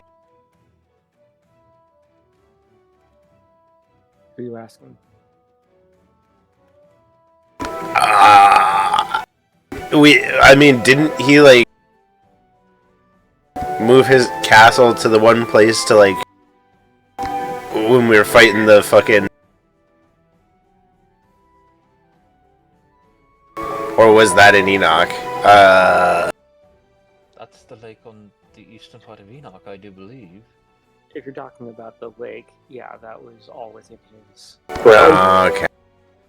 However, Urius, possibly Mary, possibly Nico, may have an answer to that question. Do I need to ask my older self?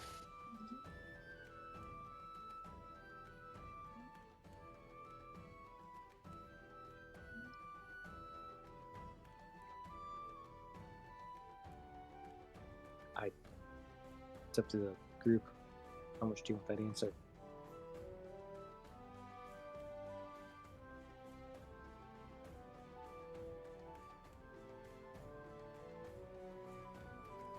I mean, I could try to see if I could pull a memory of his up. Up to the group.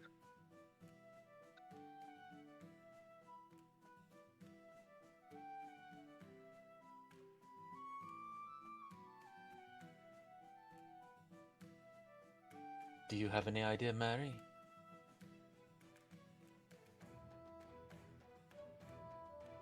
Does Mary have an idea?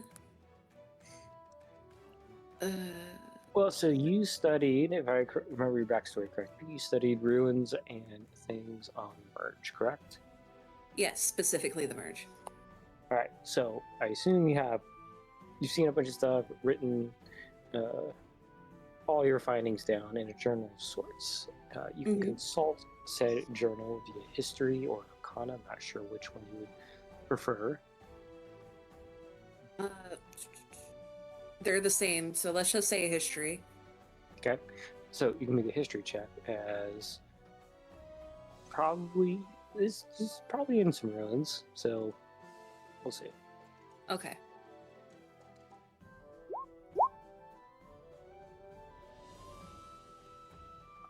So, as you consult your tome, I think a journal's a little insultive to the amount of knowledge you probably collected. Tome. Well, this is like volume 25.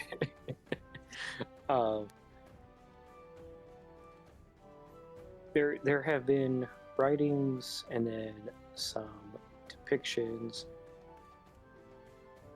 of a castle that moves throughout the ruins, and you're consulting all. I assume there's a map that collates to all of this, and there is talk of the same type of castle. It moves, or at least appears, disappears,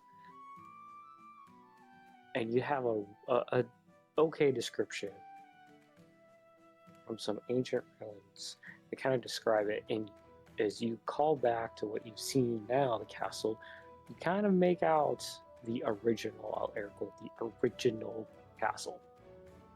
It's gotten a lot bigger, more added to it, more towers. But you have a suspicion that it could go pretty much anywhere where Zeradu wants from what you've seen. Not sure how. Like how he does it. No one's in the party has seen him. T-Rex legs. For lack of a better purpose. Nor asked about it. But yes, you have a strong suspicion he could go anywhere. Probably he doesn't, because that would just be invasive of the other sovereigns, right? Just pop up and more out of being polite.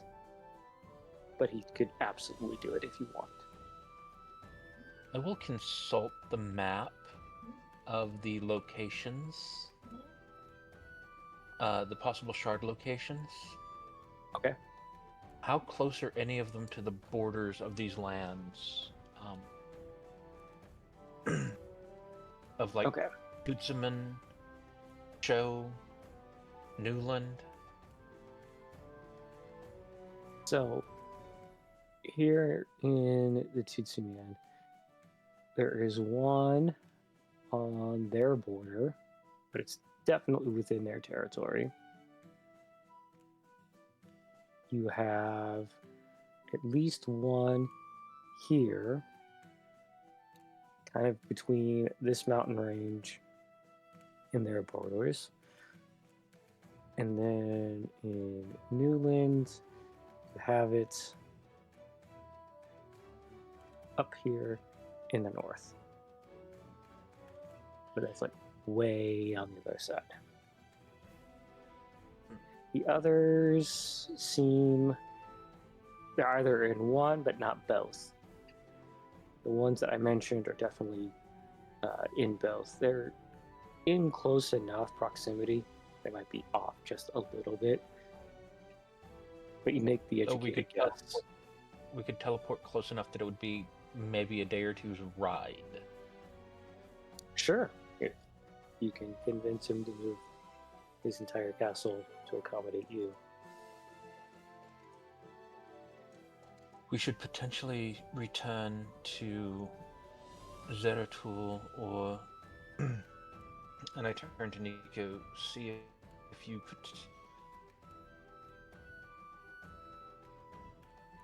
practice your teleportation a bit more and get us close to them, at least, without sticking us in a mountain.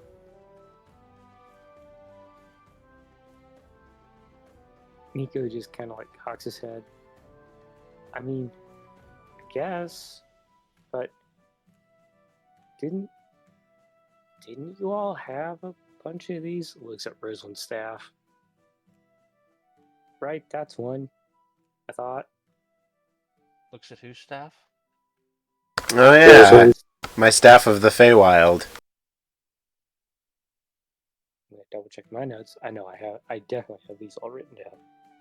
I know the sword was one. I remember reading the sword was one and being like, "Oh God, we found one." And then you had said the crown was one. I forgot the staff. So find. All right. So Eldyn has one.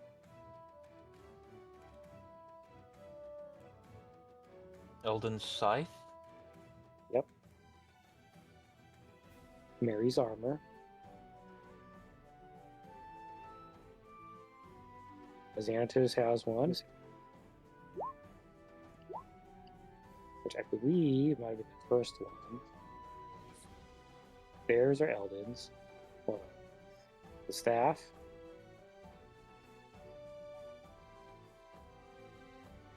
It doesn't say on the description it is, but you I made mean, it. Not copied it. It's supposed to. Whisper has one, or should have one. Again, A I may have staff? to. And Urias has one. Oh, Yep. Man, we had more than I thought then. And if it's not a description, I'll add it. But here, I will. So yes, Eldyn's scythe.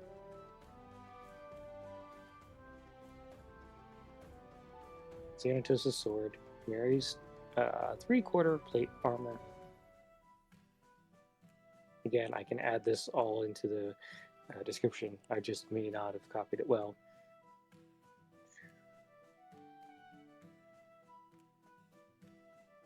Staff of the Feywild.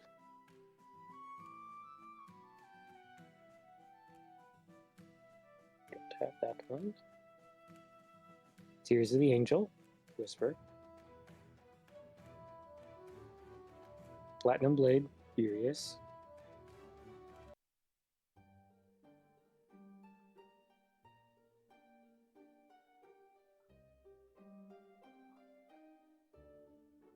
And then Oberon's sword. Supposed to be one. Again, I will add this into the description D&D Beyond.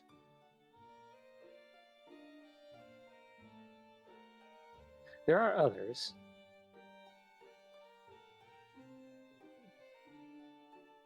My armor isn't, is it? You mean Oberon's armor? Yeah. No, But but it Okay. is. it's not shard level like made from a deity, but is definitely very well made. From a deity? No, it's not made from a deity. Sorry, I'm trying to pronunciate. No, I'm just like, are you implying that like these are pieces of a god? Pieces, no. Heavily influenced and or made by, possibly. Okay. No. I know. The implications were scary for a second.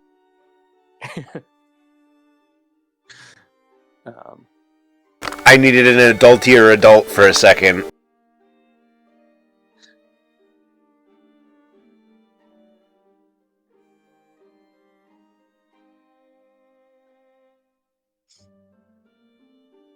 And then the crowns. Well, yeah. When they're put together, make one.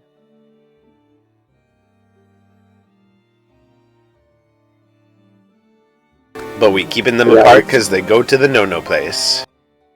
So, that one's kind of it's a little different. what if we reversed the polarity and crossed the streams? Might poop out a big purple worm. Remember, never cross the stream.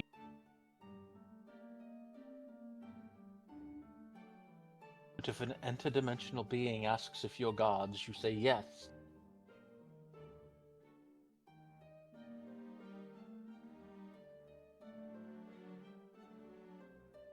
I don't know if I can cash that check. I'd certainly try.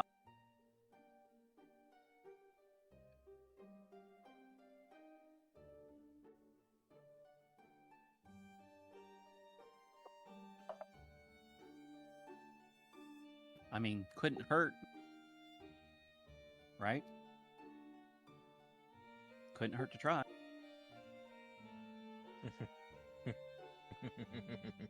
So are we... Is the plan to go back to the castle then and try and get shards, or do we want a beeline for the capital, or what's going on? Well, at this point, we might beeline for the capital, see what the Emperor thinks, and the Emperor may ask Zeratul to plop us around. Phrasing. Well, Phrasing. you did Plus, say the money for the capital would also allow us to pick up Eldyn faster. true, Yes. and get rid of our squid baggage. Although Whisper seems to be enjoying his pillow.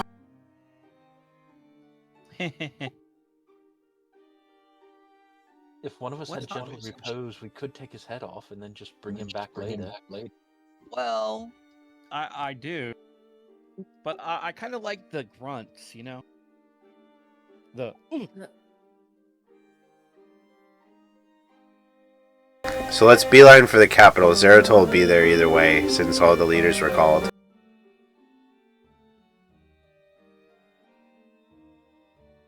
And if he gets too out of hand, I'll just give him a nasty headache.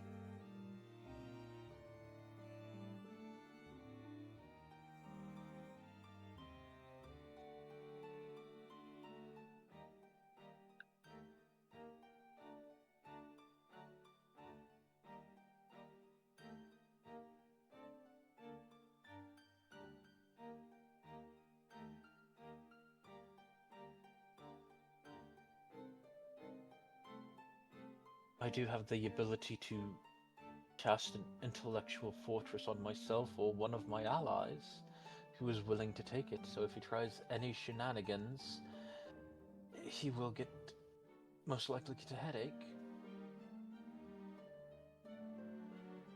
I have a ring of mind shielding if somebody wants to borrow it.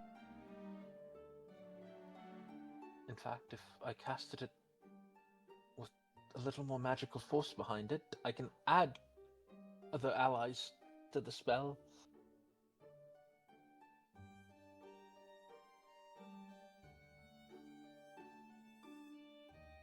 It only lasts for an hour at a time, though, and exhausts my ability to cast.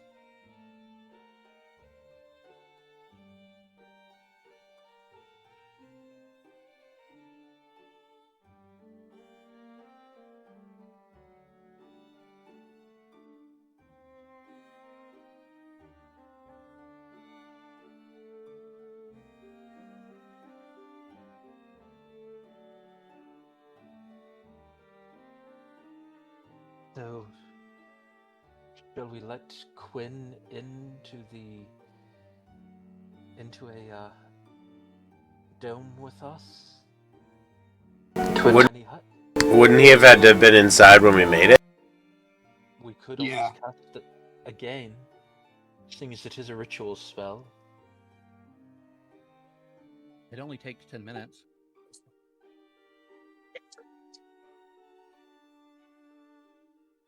And I count the number of us that are here and potentially rethink it. Quinn is he's just sitting, enjoying the fire, not exactly paying attention to you all. I mean, he did bring the message, so it's not like I see any issue to keep him out. 9. I can fit up to 9 medium or smaller creatures.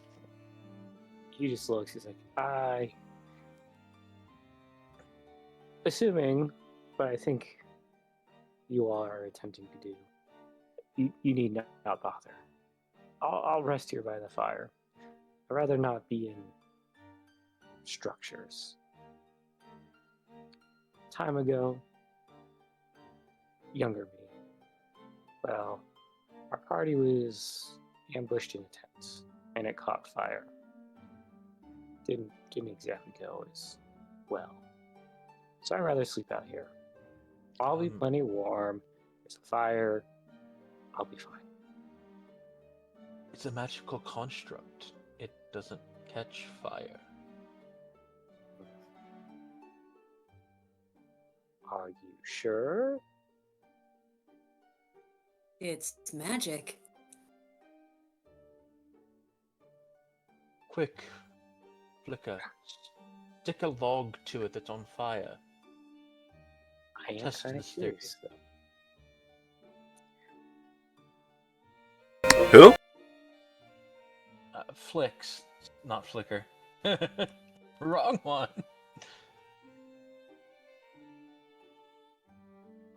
What am I doing? But quick, stick a log to it that's on fire. Test this theory.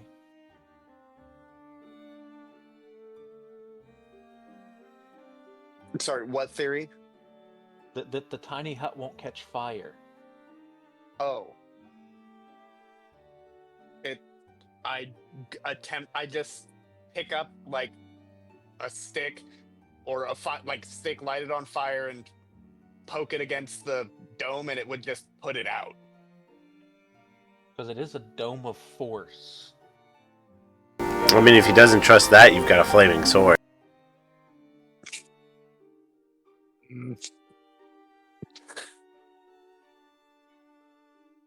Well, I see it's not burning. It's just how to describe. It's just one of those things. I mean, I don't know how to explain it. And he's like, I appreciate the hospitality. I just, for my own sanity, call it just being crazy old man. I got this cloak. It's comfier than you think. Fire's plenty warm. I'll be all right. But kind of finds a not traveled section, like kind of takes off. You can see kind of has what we call it, a sword belt. Just kind of rolls it up, puts it next. What you will do though is you see he takes out his short sword is gladius specifically.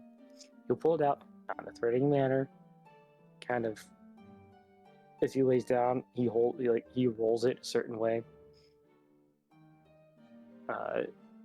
so where he can access it.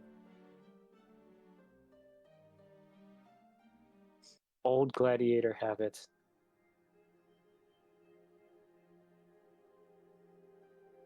I'm trying to see if I have a protection spell that doesn't take concentration and lasts longer than an hour.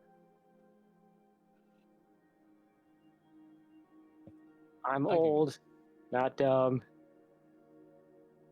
Yes, but vampire country. Can Flix do a little quick perception on his gear as he's kind of rolling it up to see if it looks like it's well maintained and taken care of and well used? Sure, go ahead. Make your perception check.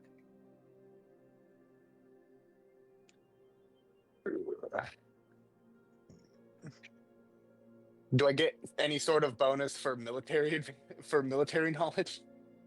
Yes.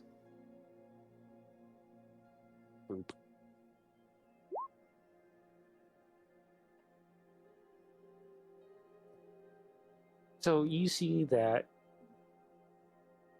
his gladius is of military standard length, but it is made by you can tell it's not just your standard steel forged. It's Damascus patterned. You see its handle, instead of just a crude wooden handle, it is ivory. It's got gold embellishments both on the counterweight ball and on the handguard, with little jewels inset into it. Nice knife or sword. Everything is well worn. It's got that aged leather look. It's been oiled. It's been polished. You catch a brief glimpse as he turns. You see kind of this small white chainmail underneath his just plain shirt. You see he has some rings. They're not super gaudy, but they're not your basic gold ring either. One has a jewel on it, so he's equipped. Not sure what. You do see though, with the 19, as he pulls out the blade, that blade has got kind of this Damascus pattern in it, and you can see this kind of let's see, hard to describe. It's not inset, it's forged with it, but it's a completely different type of metal in between the layers, and it goes all the way, like it's its own separate layer smashed in there. Yeah, Flix will be, I think your concern is well taken, but I'm pretty sure he can take care of himself on his own. And I think the fact that you're trying to offer so much help is a boon to the fact that his age and appearance probably belies the fact that he could take a few of us in a fight. He looks around, like he'll pop up. Maybe one of you, if I was looking. And I am not naive of my age. Yes, but it's also a good tool to use against people who take age as a sign of weakness. You see, you've got the idea. Crazy old man, no one ever suspects. I look real dangerous with a dagger right now, like I did in session 1. He looks, you're a fairy. I bet you could cast magic. That one looks to Flix. Military. Just your stance. Looks the group. Don't see weapons on Whisper, but he could tell. Magic. Looks to Mary. I don't even know how I would get. Like, that's a lot of art. It's nope. Fighter of sorts, I'm guessing. Looks to Urius. Magic. I'm a handy dandy.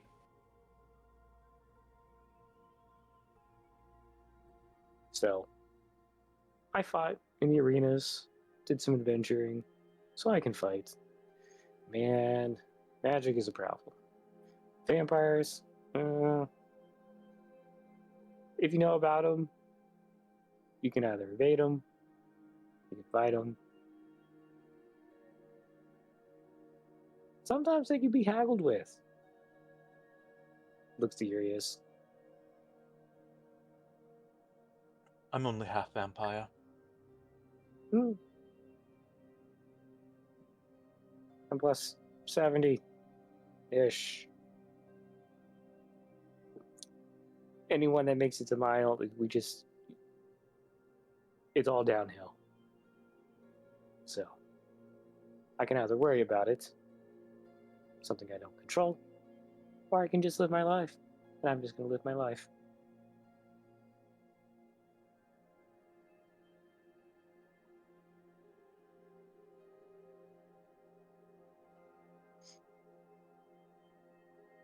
I say very softly as I walk to the other side of the tiny hut. And humans don't age like fine wine either. He'll hear. Did you hear that loud enough for him to hear? Gwen? I don't know.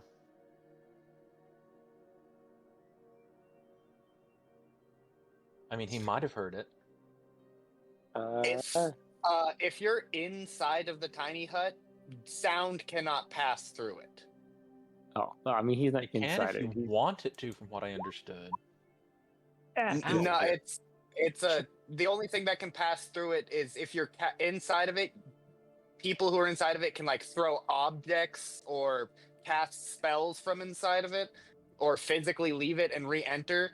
But from the outside, it's an opaque sphere. You can't see inside of it, and from the inside, it's clear. You can see through it.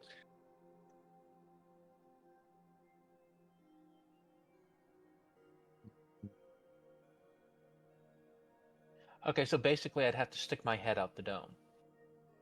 You can do that. The door. Yeah, the door. I think is. Either way, he's, not paying attention.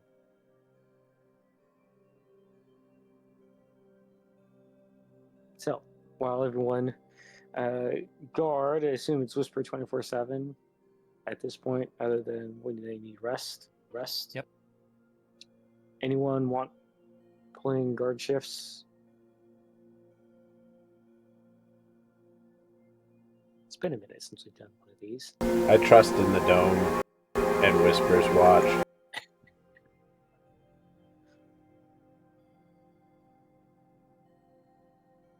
Yeah, I know. And I'll take a watch. Okay. I trust Whisper to turn into Screamer if the dome disappears. Okay. Or do you still have Tiny Hut? I do. To pop up another tiny hut? Of course. Doesn't it take a while to cast? 10 Only 10 minutes, minutes. so when he knows it's getting ready to disappear from the 8 hours, since we'd need a little bit more since we're doing shifts.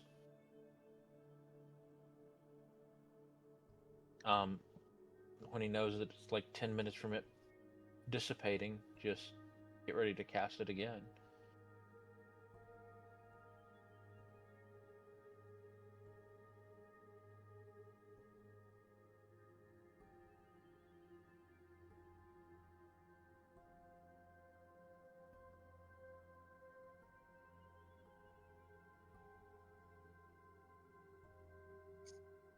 I feel safe then.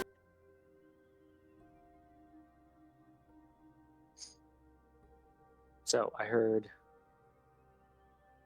Whisper on. Whisper on 1. So we got 4 shifts. Who's on 2? I'm a be now. I'll be on 2. So Urius / Whisper 3. I'll be on 3. Now Whisper, you need time like an hour-ish, right? Or are you good all day? Remind me.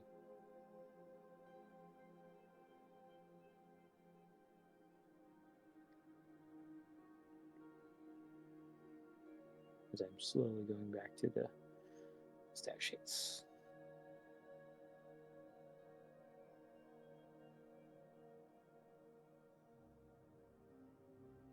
Then 4.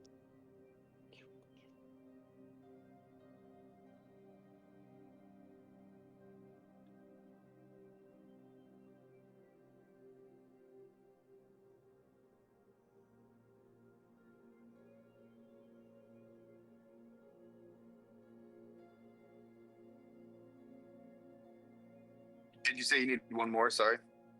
I think so, yeah. I'm just trying to looking up to see how Whisper isn't needing rest. It's been a minute.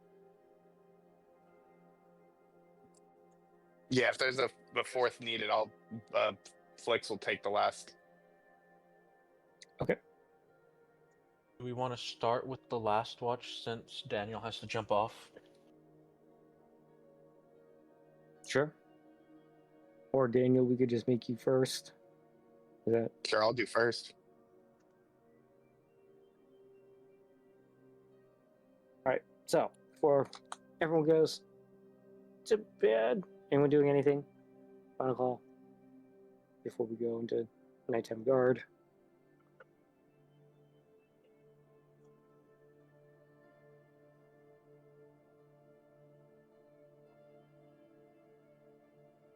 No. Okay. Flix, go ahead and make your perception check. Perception. Okay. Regular old check.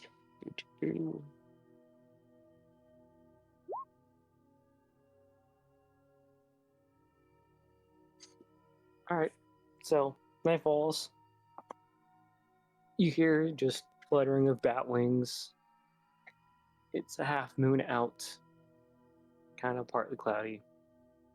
But nothing suspicious. Everything seems fine.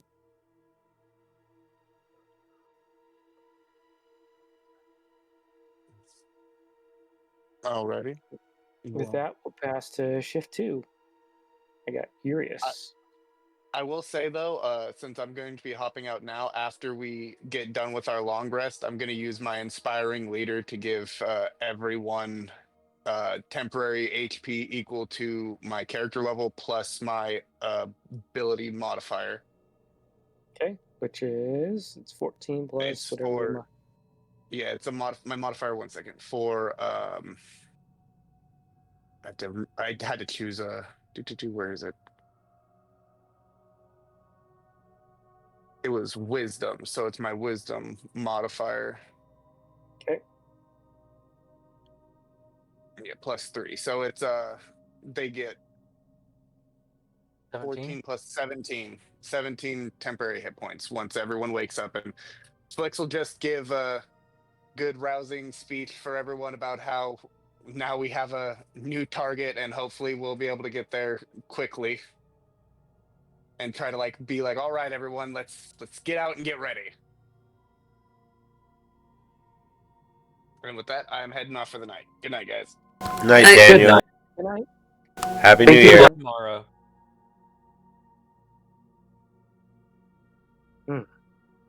All right.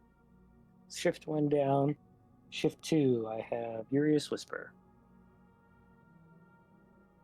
Perception checks. Yes, please. Can I just be passive? Yeah, that was my thought too, but You're looking for Curious, something on this one specifically. your perception check was 18. Yeah, mine was way better. Yeah. Mine was not.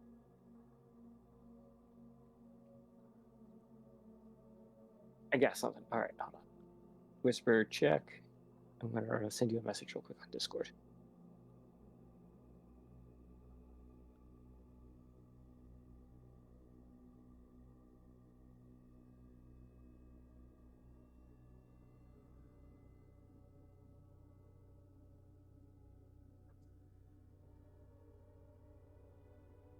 Whisper's getting a...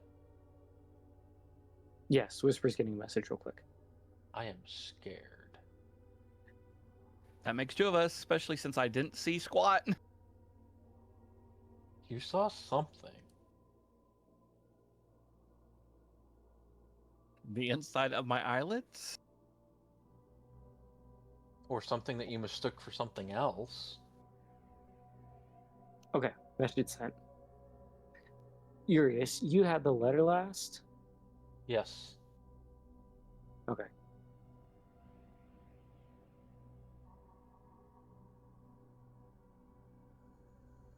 Is it just out and about, or do you like hold on to it? I hold on to it. Okay. I do plan on reading it again.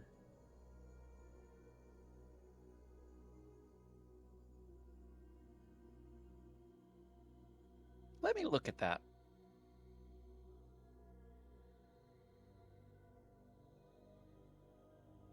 I let Whisper look at it. Well, Urius, you don't.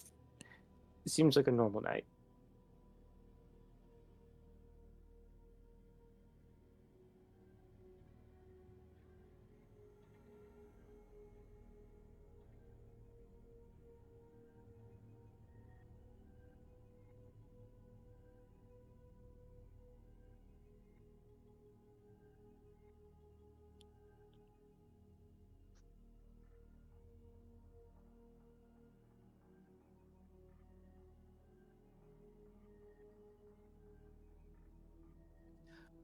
I apologize. I have a little child emergency.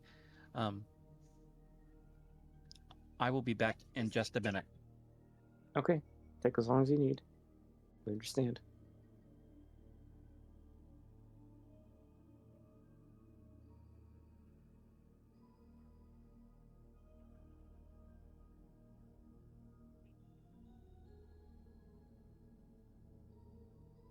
In-game me, fast asleep hunk schnoo right now.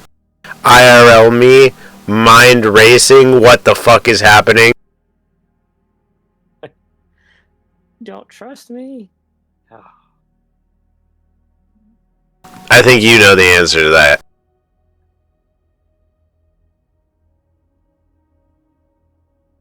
Urius still isn't 100% okay with Quinn. Because what sort of adventurer doesn't take extra protection? Yeah, this is why I get shot in the back in Arc Raiders. I'm too trusting.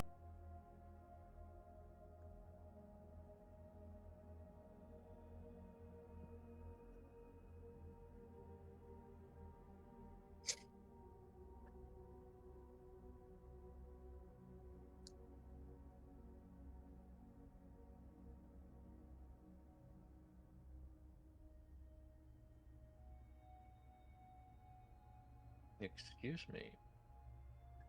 Okay then. All right. So as you contemplate that,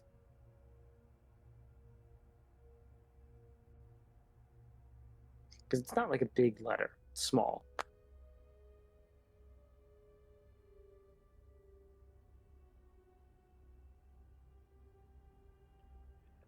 I think I will use another ritual casting.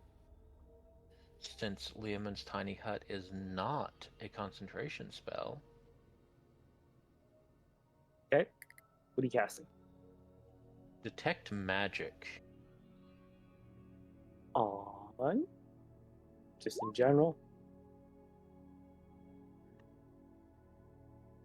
Yes, but I will look at the letter to see if there's any magic on it. Okay. So small time skip, 10 minutes. As you successfully complete your ritual cast, you see, there are pings coming off all the group members, all the party members, right? Carriage pings, hut pings. There are a few things that Quinn, you see the sword, definitely the sword, a ring, and what looks like you are assume armor underneath the shirt, because like his chest is glowing, but to you it looks like, to your knowledge, all he had on was a shirt. We also weren't looking for anything either, so you assume it's some sort of thin chainmail underneath his shirt. Nothing with And the then letter or... no, the letter doesn't have anything. I mean, no, there's nothing except I'll send it to you in the message.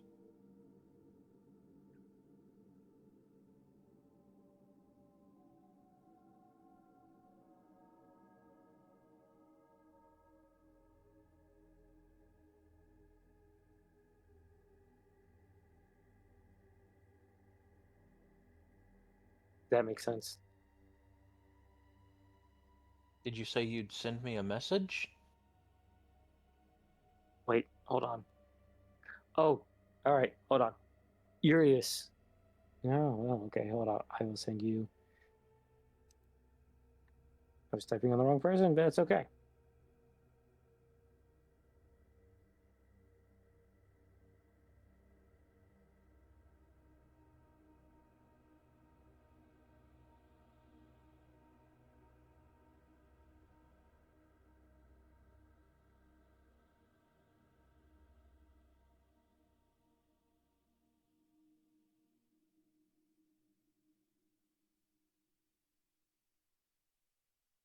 I'm gonna go ahead and use my last high-level spell slot.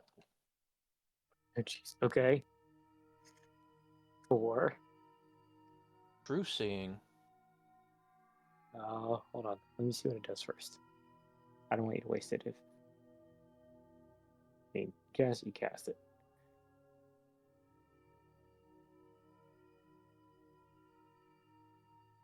Oh, it doesn't do... Oh, never mind. I don't have the stuff to cast it. I forgot.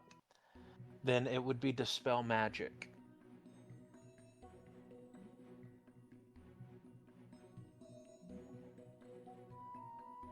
Okay. And I think I'll do it at level 5. Because I'm guessing it is an illusion spell, and most of them are not super high.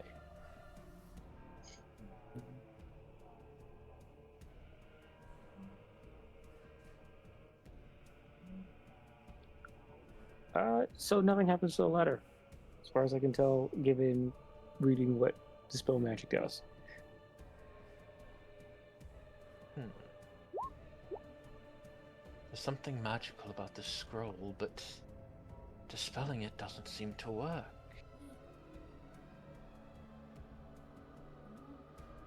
Something's not right here.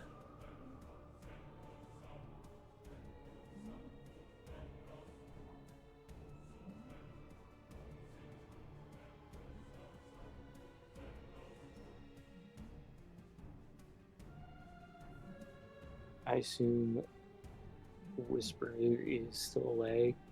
I'm not going to speak on what Whisper would do. I don't know. I don't know what Whisper. We might have to come back to this. Yeah, I would say we probably should come back to it and let the other 2 watches happen. Okay, so we'll come back to this if necessary. Mary, you are up. Perception. Yes, please.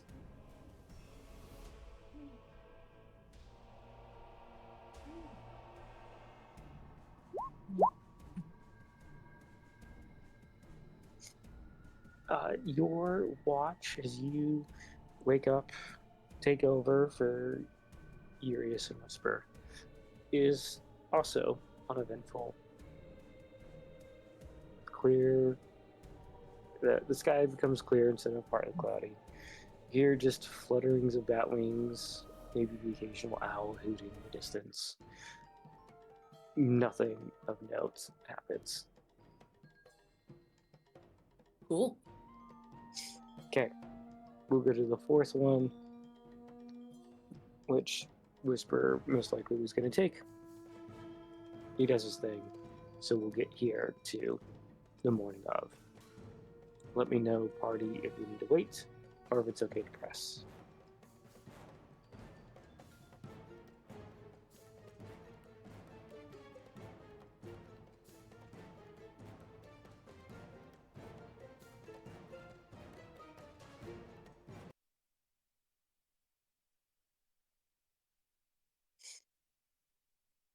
I mean, I'd kind of like to know what we do with the letter, but I think, without revealing too much, it's.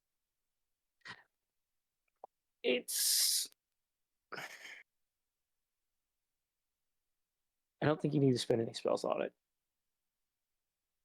It's not like it's ground breaking.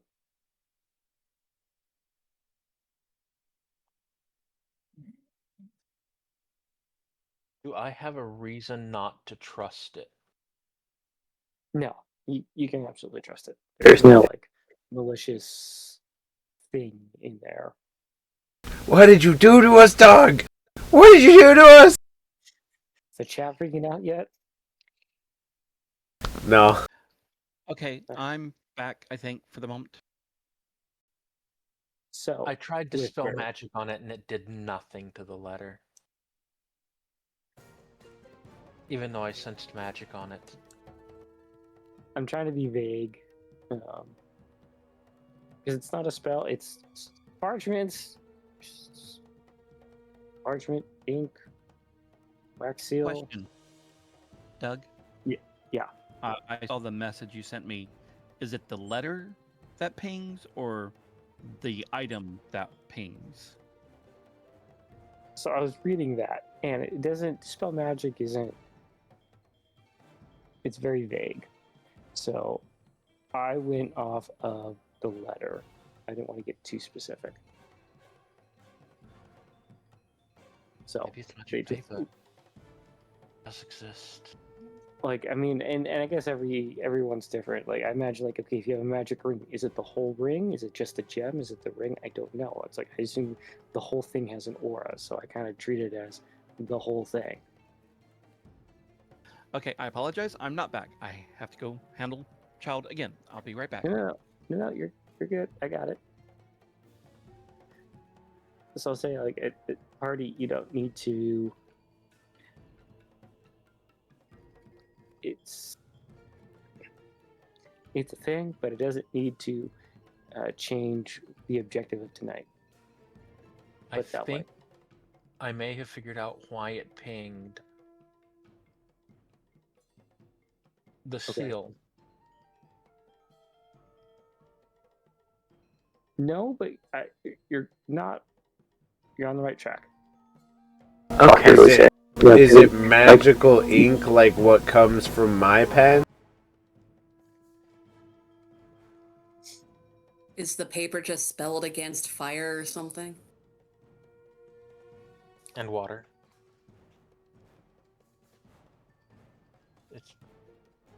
I mean, we can go through all the fun experiments if you want as we wait for Whisper, but you don't need to. Is it edible? I mean, everything's edible at least once. Yes, but it will be a bitch on your digestive tract. That wasn't the question. You just.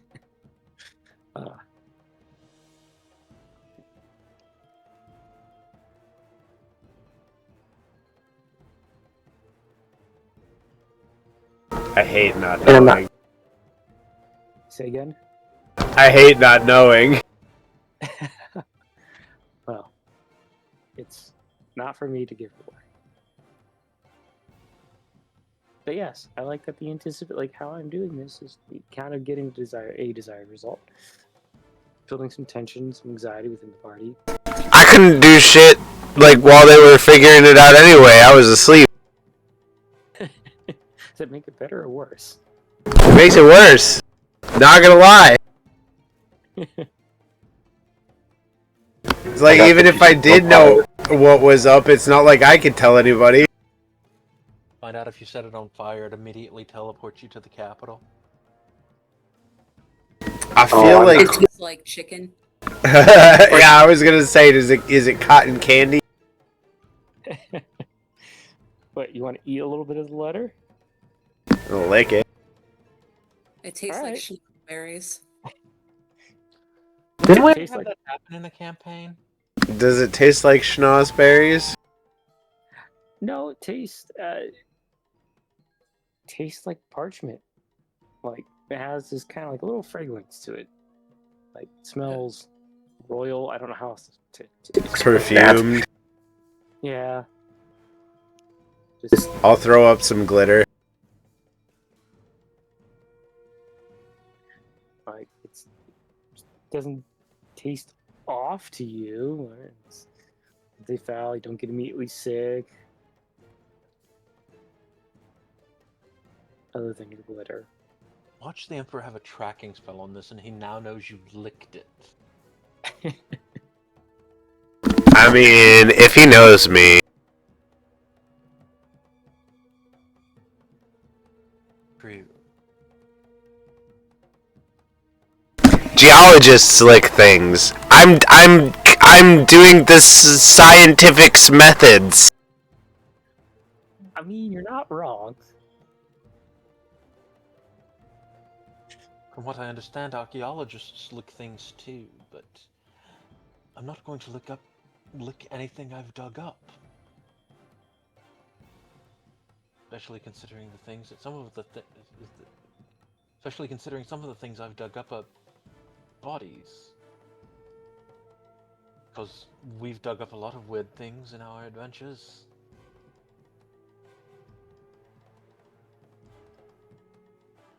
I was gonna wiggle my eyebrows because of the talk of all the licking, but after you talk about digging up bodies, that's probably not the move. So, Okay, I'm back. they licked the letter. Nothing happened. Okay, I missed that. What? You heard me correctly. Rosewind licked the letter. I threw up glitter. but nothing negatively or positively happened to them. So they're very anxious about the letter and that role of yours. They're trying to figure out what is going on. I Well- think we'll have to ask the Emperor at this point. Yeah, I kind of gotta go locate another item.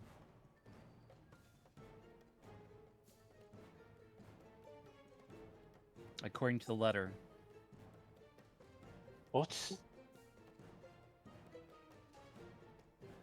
Well, according to the letter, I gotta go re-find a relic that...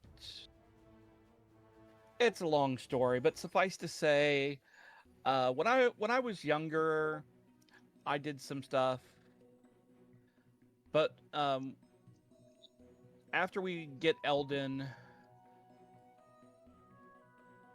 we need to try and find the relic.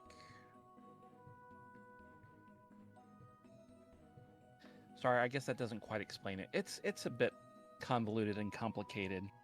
Can you be any more vague? What kind of relic? Kind of a holy relic. So the truth is, back in my youth, when I was just a street urchin, I was introduced to, or I should say, inducted into a thieves guild sort of thing. They took me in, and well, let's just say when I was a kid, I did stuff that I don't exactly feel, right about, as I grew up. But that at one point I helped them steal a relic, and apparently we're going to need that relic, which means we're going to have to locate it.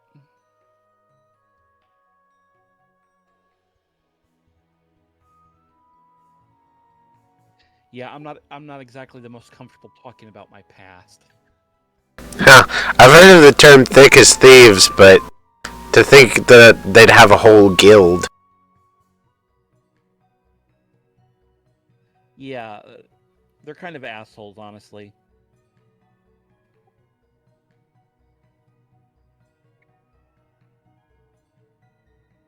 But yeah, so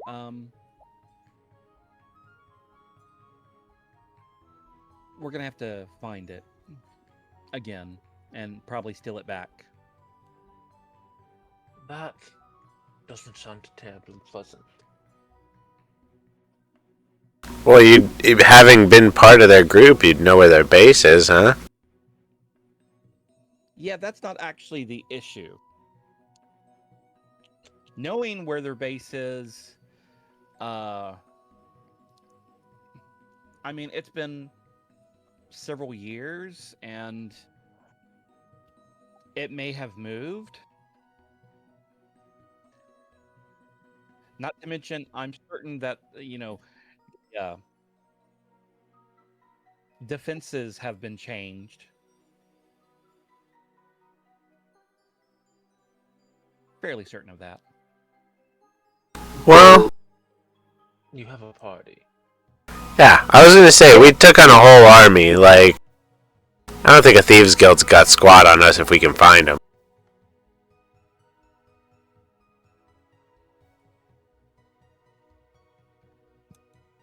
Well, let's just say that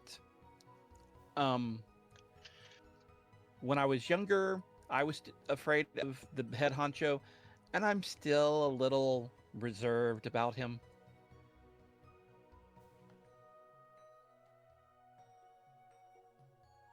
Is the fire still burning? Probably. If it is, I Probably will just- hold the letter to the fire to see if it shows any other words. No other words. Do we have anything acidic like lemons? I mean, the letter's how I learned of what I need to do. So I think the letter was for me. But I might be wrong.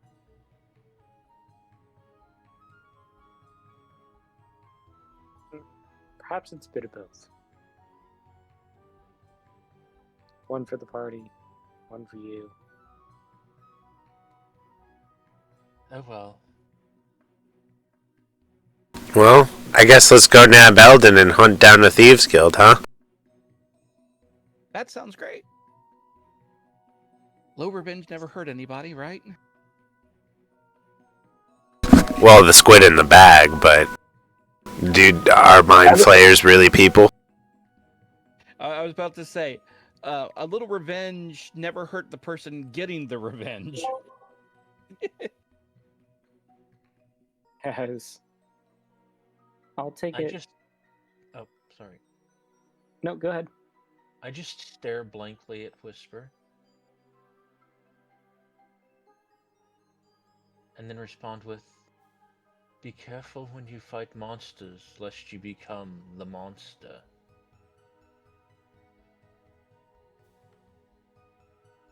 Yeah, I do my best not to become a monster.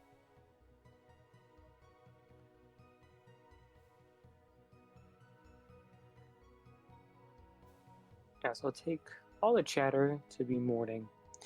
Sun comes up, so if anyone needs to do anything, I know Flix said he'll do this inspiring leader. Flix will get up, give his speech as dictated. Everyone gets their 17 temporary hit points for the day. I assume, and one thing everyone notices is during the commotion, Quinn just kind of quietly stepped out. And if anyone wants to look, you'll see him walking kind of laissez-faire on the highway going north. I shoot him. With what? I don't know. Don't worry about it. No witnesses! Hadn't heard that phrase in a while. Don't shoot the messenger. Are we really shooting Quinn? No, that was a joke. Okay. We're channeling Pathfinder characters. As y'all do your taking down, reconstituting of equipment, eating breakfast, whatever it may be, unless someone wants to cook something specific.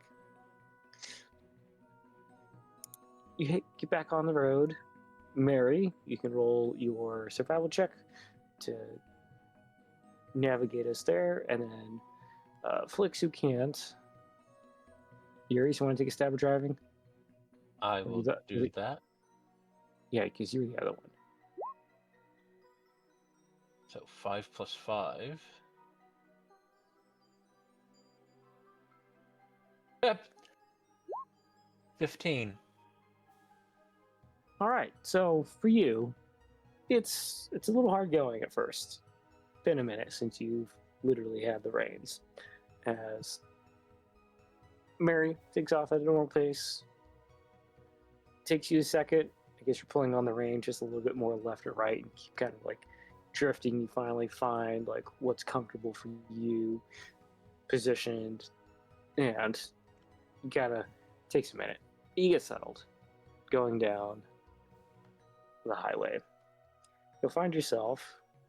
I'm going to shoot Mary. If you're faster than me, let me know. I'm going to shoot Eldyn a message via Discord.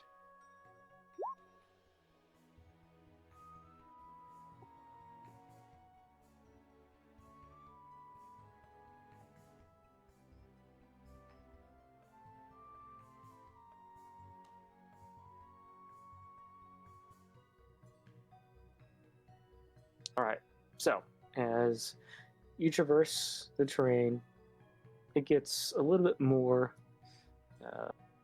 forested, more coniferous trees and deciduous now. So there's some greenery now as you travel along. a few more travelers as you start passing little one-off towns.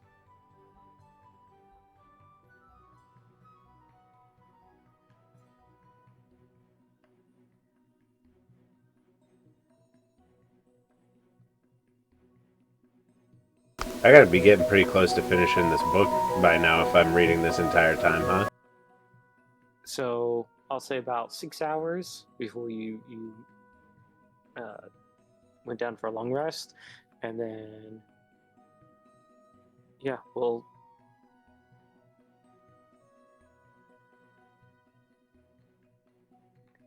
uh, as we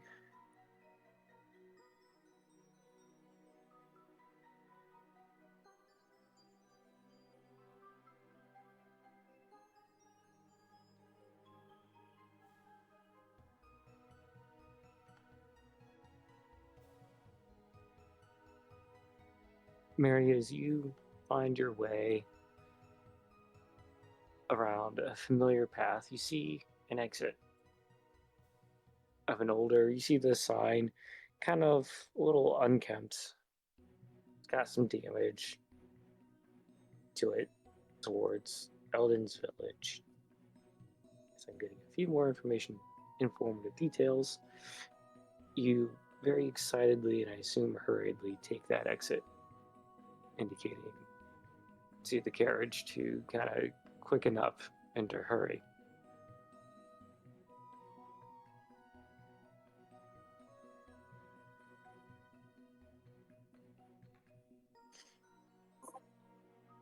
As you find yourself into what was a village, mostly ruins, still demolished.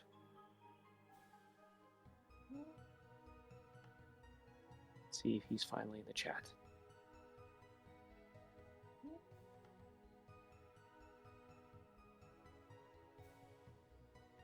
No.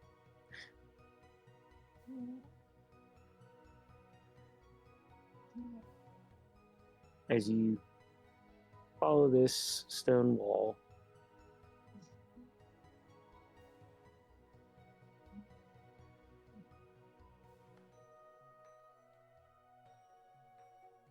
you all see Eldyn in kind of the ruins of a building.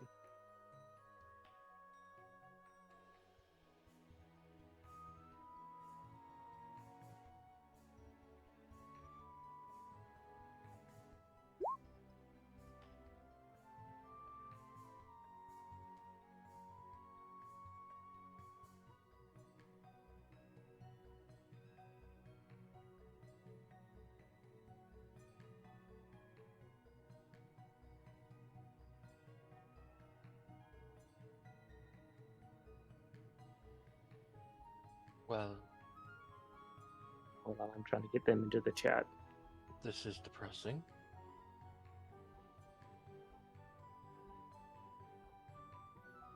I may have to backtrack.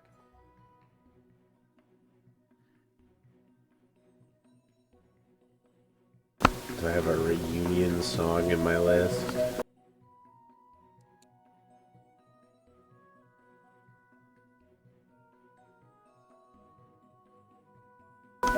Tragic hero. No, that's bad.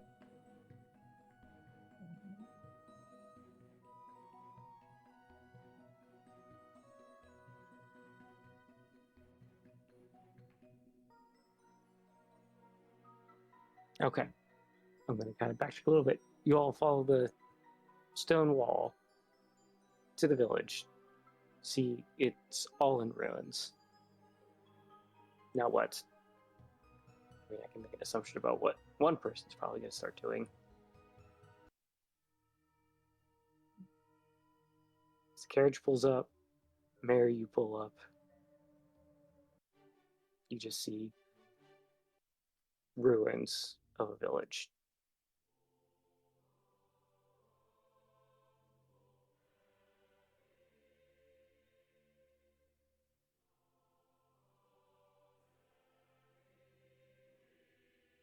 What's everyone doing?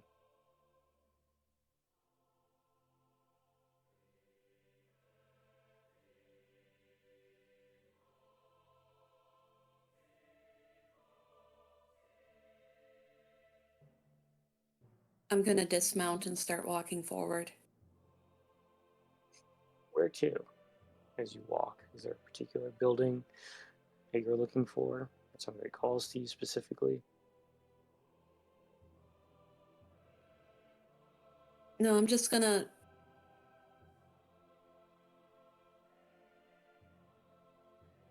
slowly walk down the street looking, or rather the ruins of the street, following kind of what's left after all these years.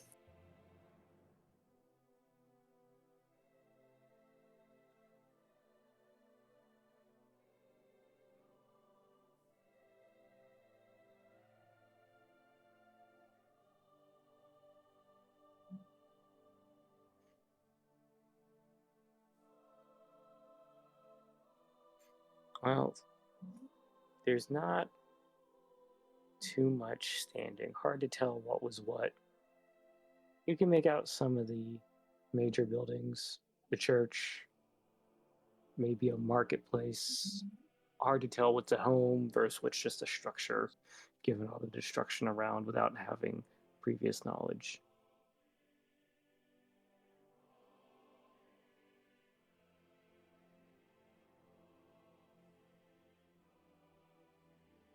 And of course, now there's a smell. Smell of death, rotten decay.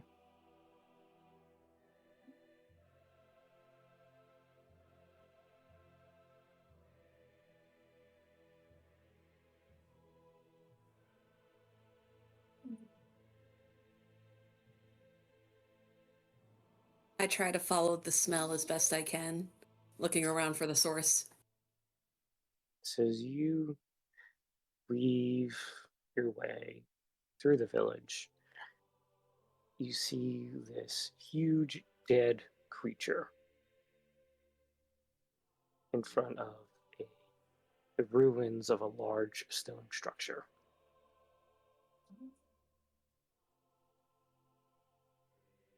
Looks semi-recent.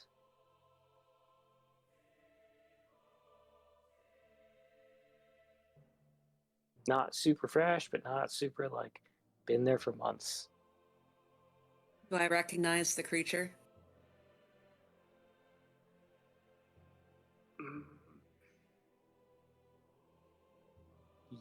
Yes.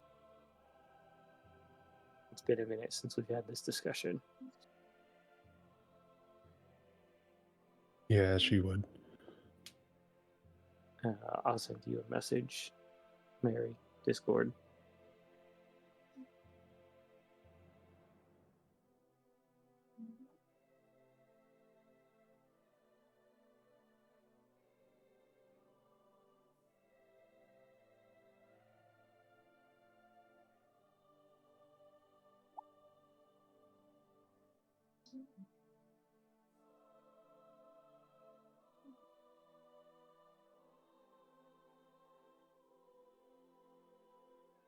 Seeing the corpse of the Jabberwock, I walk around it, kind of inspect it a little bit,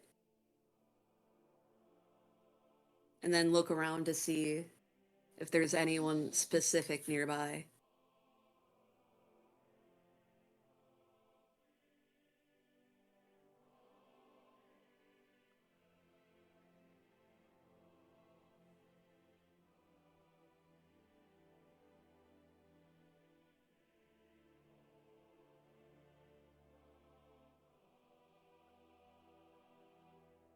You call for anyone? Or are you just is everyone being kind of really quiet? I haven't started calling yet. I'm just looking around to see if he's visible before I start yelling. You don't see.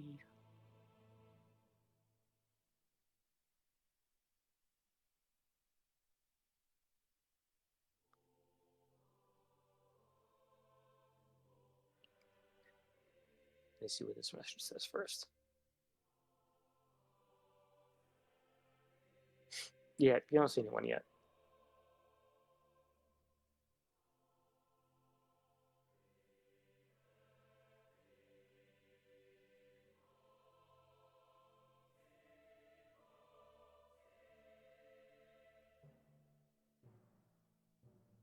So now what do you start doing?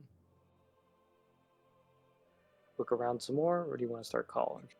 I take a deep breath and just scream really loud. Scream Eldyn's name really loudly. Okay. So as you go calling for Eldyn,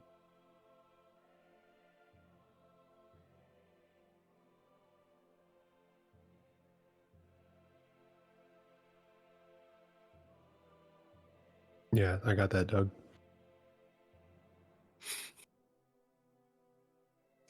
have at it.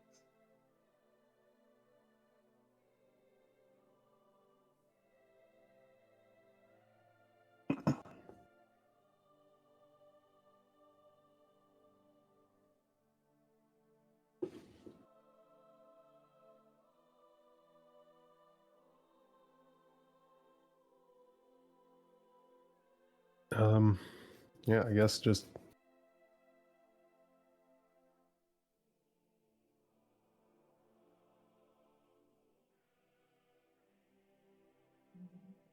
a raven flies out of the one of where the windows were in the church.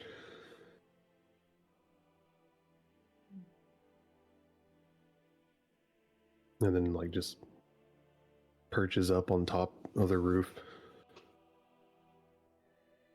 And I mean, it takes a minute, but then out of the door, Eldyn comes out, looking around.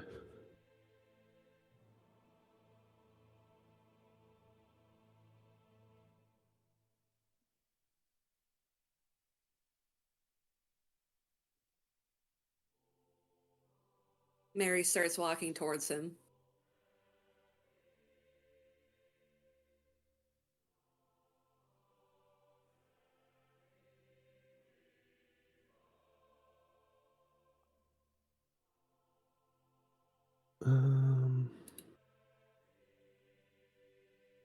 Trying to remember if I have prestidigitation or not.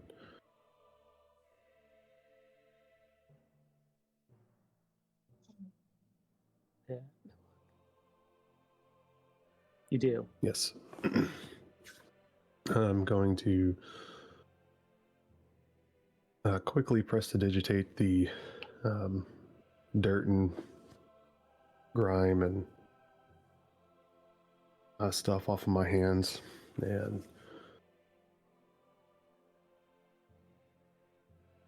just approach her and just give her a big old kiss.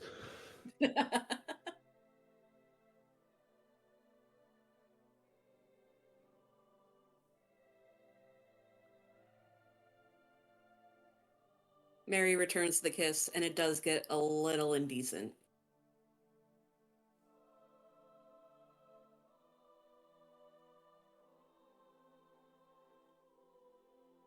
Rosewind is dying, and then I start reciting poetry.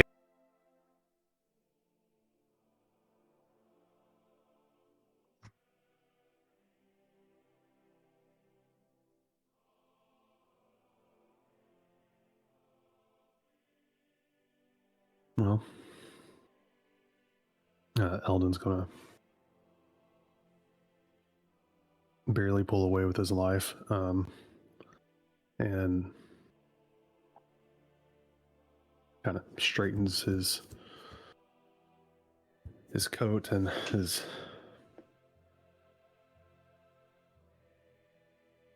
cloak, and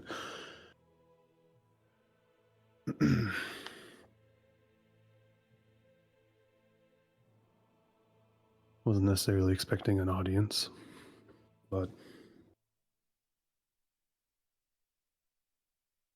We weren't expecting a show either.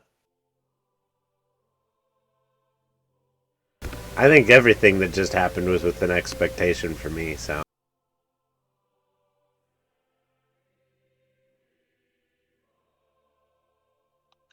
We brought you a gift! joy.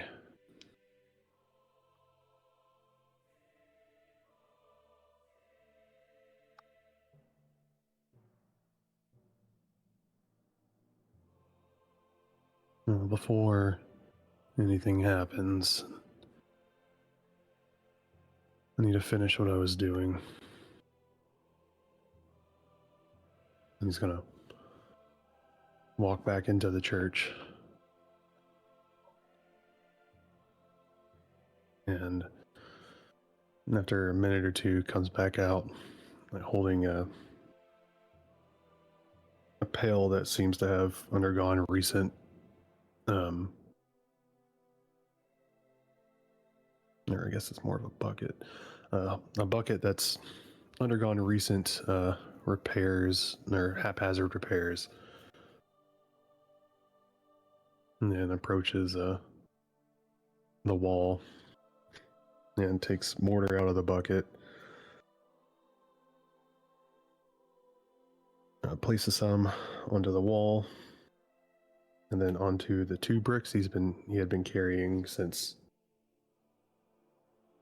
that long ago, what feels like long ago, day at Lord Zeratol's castle, and places them onto the wall.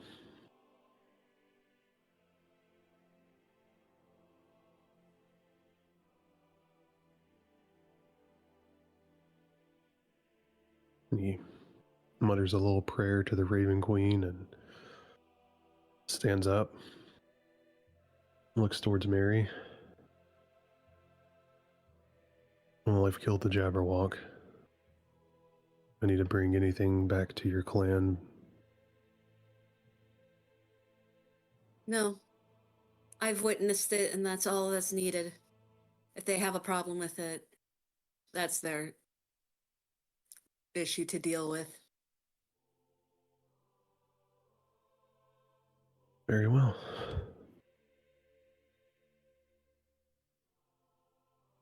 And Eldyn approaches her again, kisses her on the cheek, dons his mask and throws over his hood. And the dean come around from behind the church.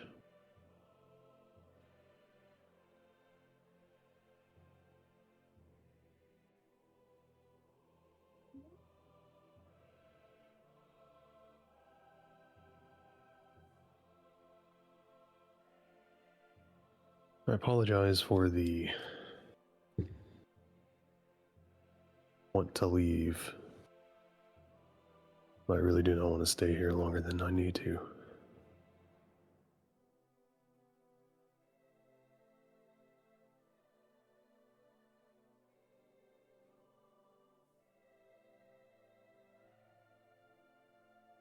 I suppose that works out. We are a little bit on a time crunch now.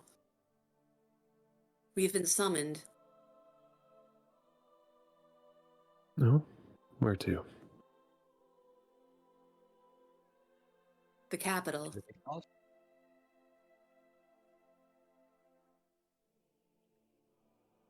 Well, and Whisper needed to pick something up along the way. Where was that at, Whisper? I have to double check. I'm pretty certain it's not at the Capitol. Would be really nice if it was, but yeah, it's probably not. Or on the way? Would be nice if it was on the way. It probably isn't.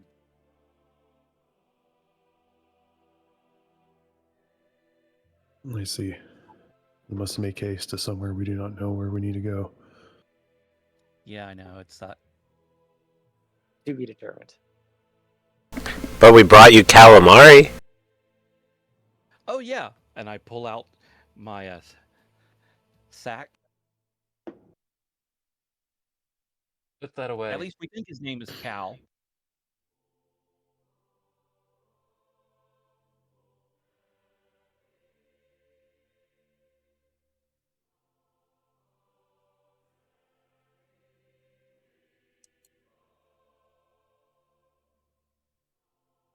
Let's see, Whisper continues to just show people his sack. Is there something in the sack I should be aware of? Yes. And I open it and pull out the head, still attached to the body. I think his name is Cal. I'm not really sure.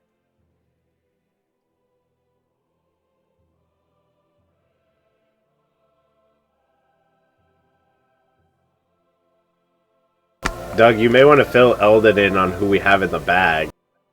No, Eldyn recognizes him immediately as soon as his head comes out. His name is Tur. And Eldon's gonna reach behind Mary into her cloak and pulls out his scythe. As he begins approaching very menacingly, and like you just feel all of the shadows darken as he approaches. If it does anything to fuel you, he laughed when we brought up your name, so.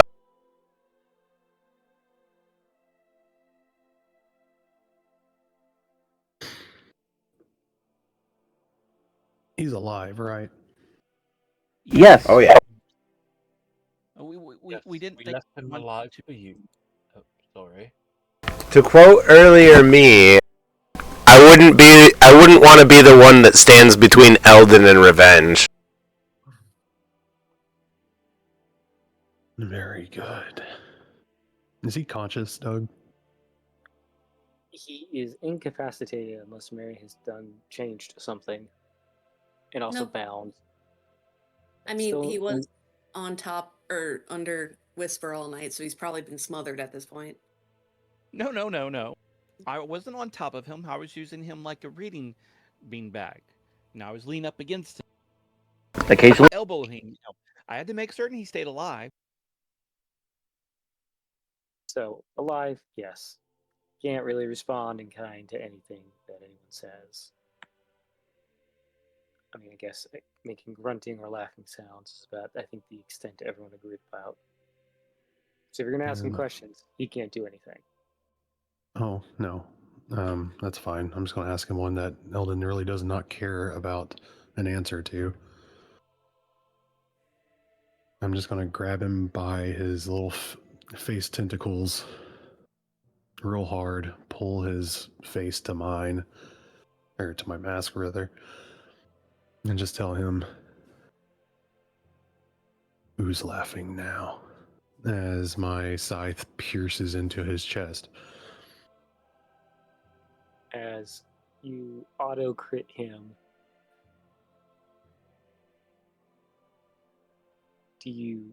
how violently do you do this?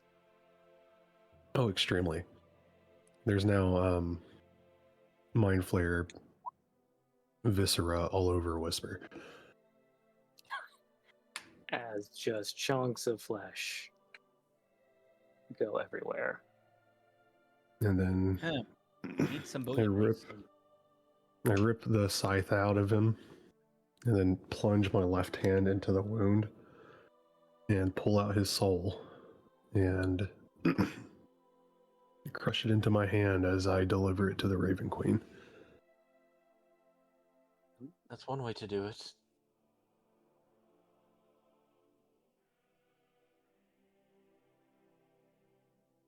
As it falls, or the majority of it falls to the ground, you just see this lifeless husk of a mind flayer there. Chunks of it all over Whisper. This affirmation. You get this sense of the Raven Queen, an affirmation.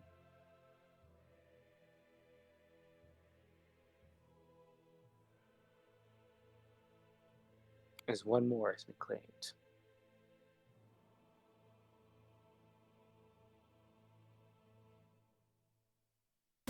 Thank you for the follow, the Weeb Panda. Appreciate it.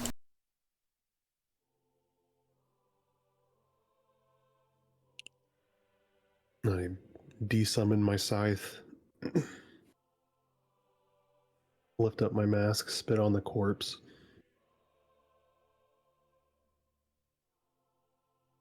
Look at Whisper, press to digitate the goop off of him.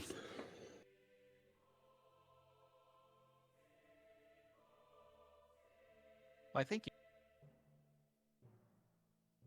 That was a fine present indeed. We're glad you appreciate it.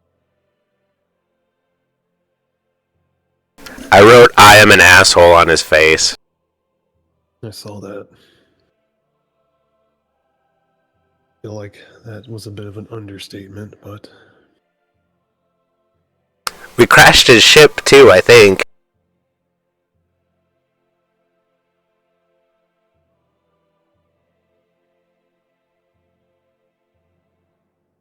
oh, good. Not like he's gonna be needing it sitting on the Raven Queen's shelf.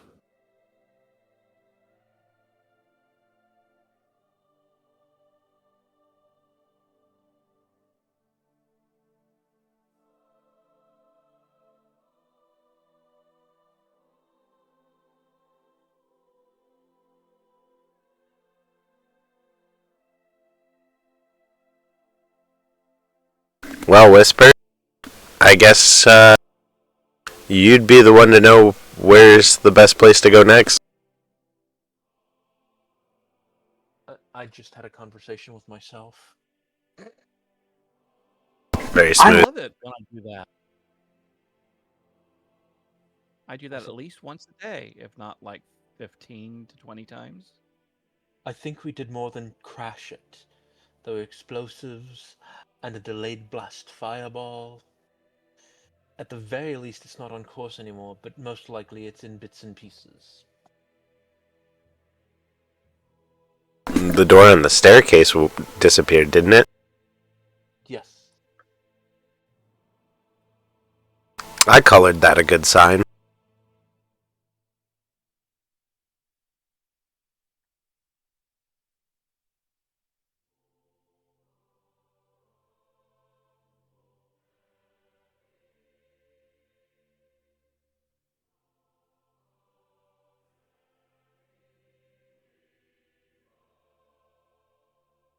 I think this is a good place to stop. Party reunited. Next objective to be determined in terms of location. I'll work with Whisper on that before next session. Does anyone want to do anything before we close tonight? Nothing that I can think of. Note to self: Iliathid definitely needs more cocktail sauce. Okay. Seriously. The urge to taste Jabberwocky is real, although if it's smelling off, that is helping. It's been I'm there for playing a the day or wrong two. character for this.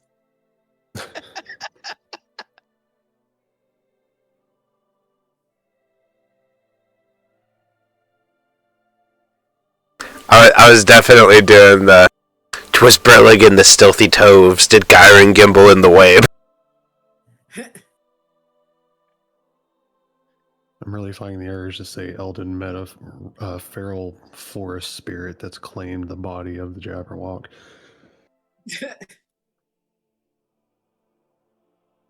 I mean, write that in. A tiny I'm gonna bring halfling Shinra into this slowly- fucking game. It's the last thing this world needs is anyone from that party.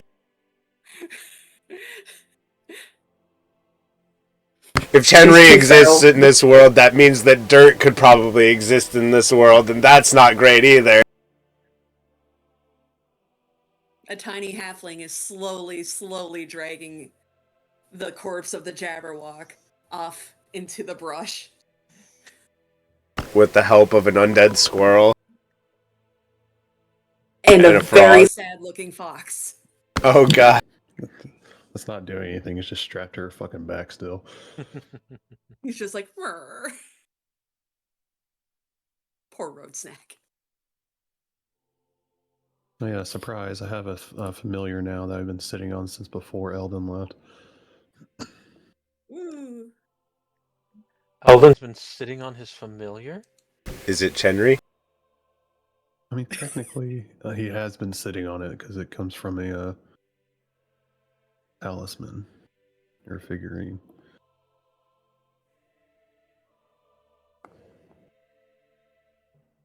I actually have to run away, so you guys have a good rest of your night. Night. You too. Happy New Year.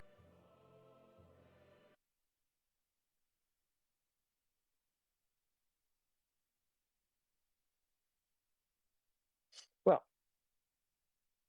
with that, everyone's kind of back.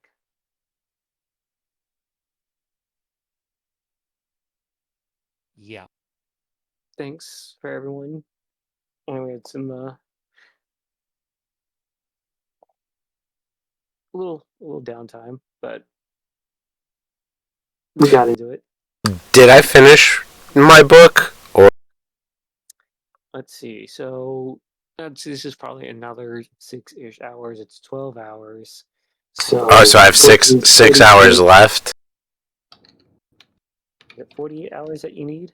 Yeah, I actually, and yet 10, 12. because I don't know how long it was from where we went to sleep. Because I thought you said it was 6 hours when I woke up, but I don't know. Like that's a you thing. I'm not. We'll talk after. You let me know. You do the math and get back to me, Got it. and then I'll make a note so we both have a note.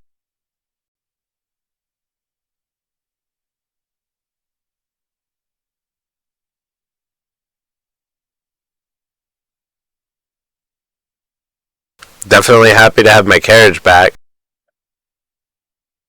I also I was gonna say as soon as we were like, Chandelier on top. what on top? What? The beholder chandelier. Remember? Oh God. I was also trying to find the note about the goblin. I couldn't remember what we did. I knew it was Cotton Eye Joe. He's with Zeratol. Yeah, Okay. we left him I as was trying to remember where we left him. It's been a minute. He's my buddy. I'm sure I said hi when we were at the castle. Yeah, because under my notes, I still have tied to the top of the carriage from the hags is a taxidermied beholder being used as a chandelier. So that's why I brought it up. Damn. Yeah, I mean, either it fell off when the carriage got knocked over, or it's still there. One of the two. I'm going to hold on. Let me pull up a roll 20. I'm gonna make a roll to see if Eldyn left it on or. I know that though that as soon as like we'd get traveling again, I like as soon as we're setting out, I'd like stepped aside with Eldyn and been like, "Hey, thanks by the way. I really appreciate you, getting my ride back to Zeratol's."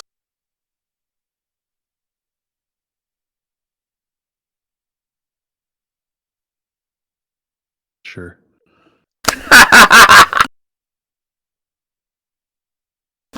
It's good to have you back, buddy. Yeah, it's still on there.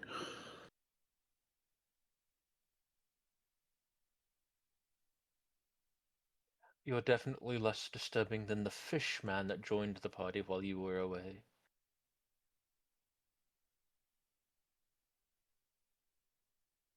God, they would have had some interesting chemistry. I'm sure. There would have probably been a throuple. Oh yeah. The guy who does not want to fucking talk to anybody, and the fucking guy who does not shut up. Hey, opposites attract, right? Tears were shed over all of the lost Mind Flayer guns when Gello wasn't there. We were like, oh, Gello's not here. There's so many Mind Flayer guns. He could have obliterated so many people. It's alright, he's got that one attached to his shoulder now. Feel free to use that in your world if you want. Oh, I am. You gave me a weapon of mass destruction to a person who does not need a weapon of mass destruction in that campaign. And if you do the fight that you were describing, then he's coming in with Stone Skin. Yep.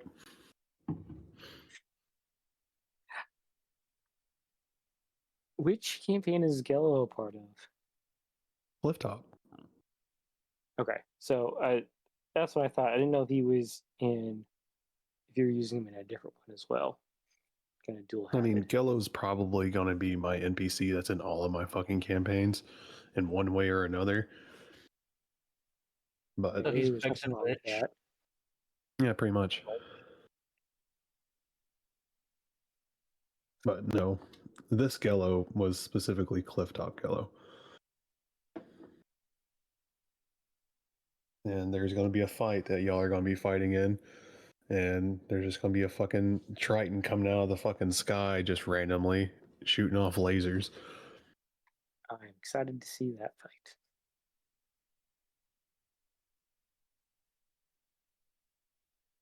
fight. That being said, I have an early morning. I will get with everyone with details about what was discussed in terms of Whisper, Eldyn, if we need to talk about anything, or if anyone else wants to run anything by me. In 2 weeks, that puts us at the 14th.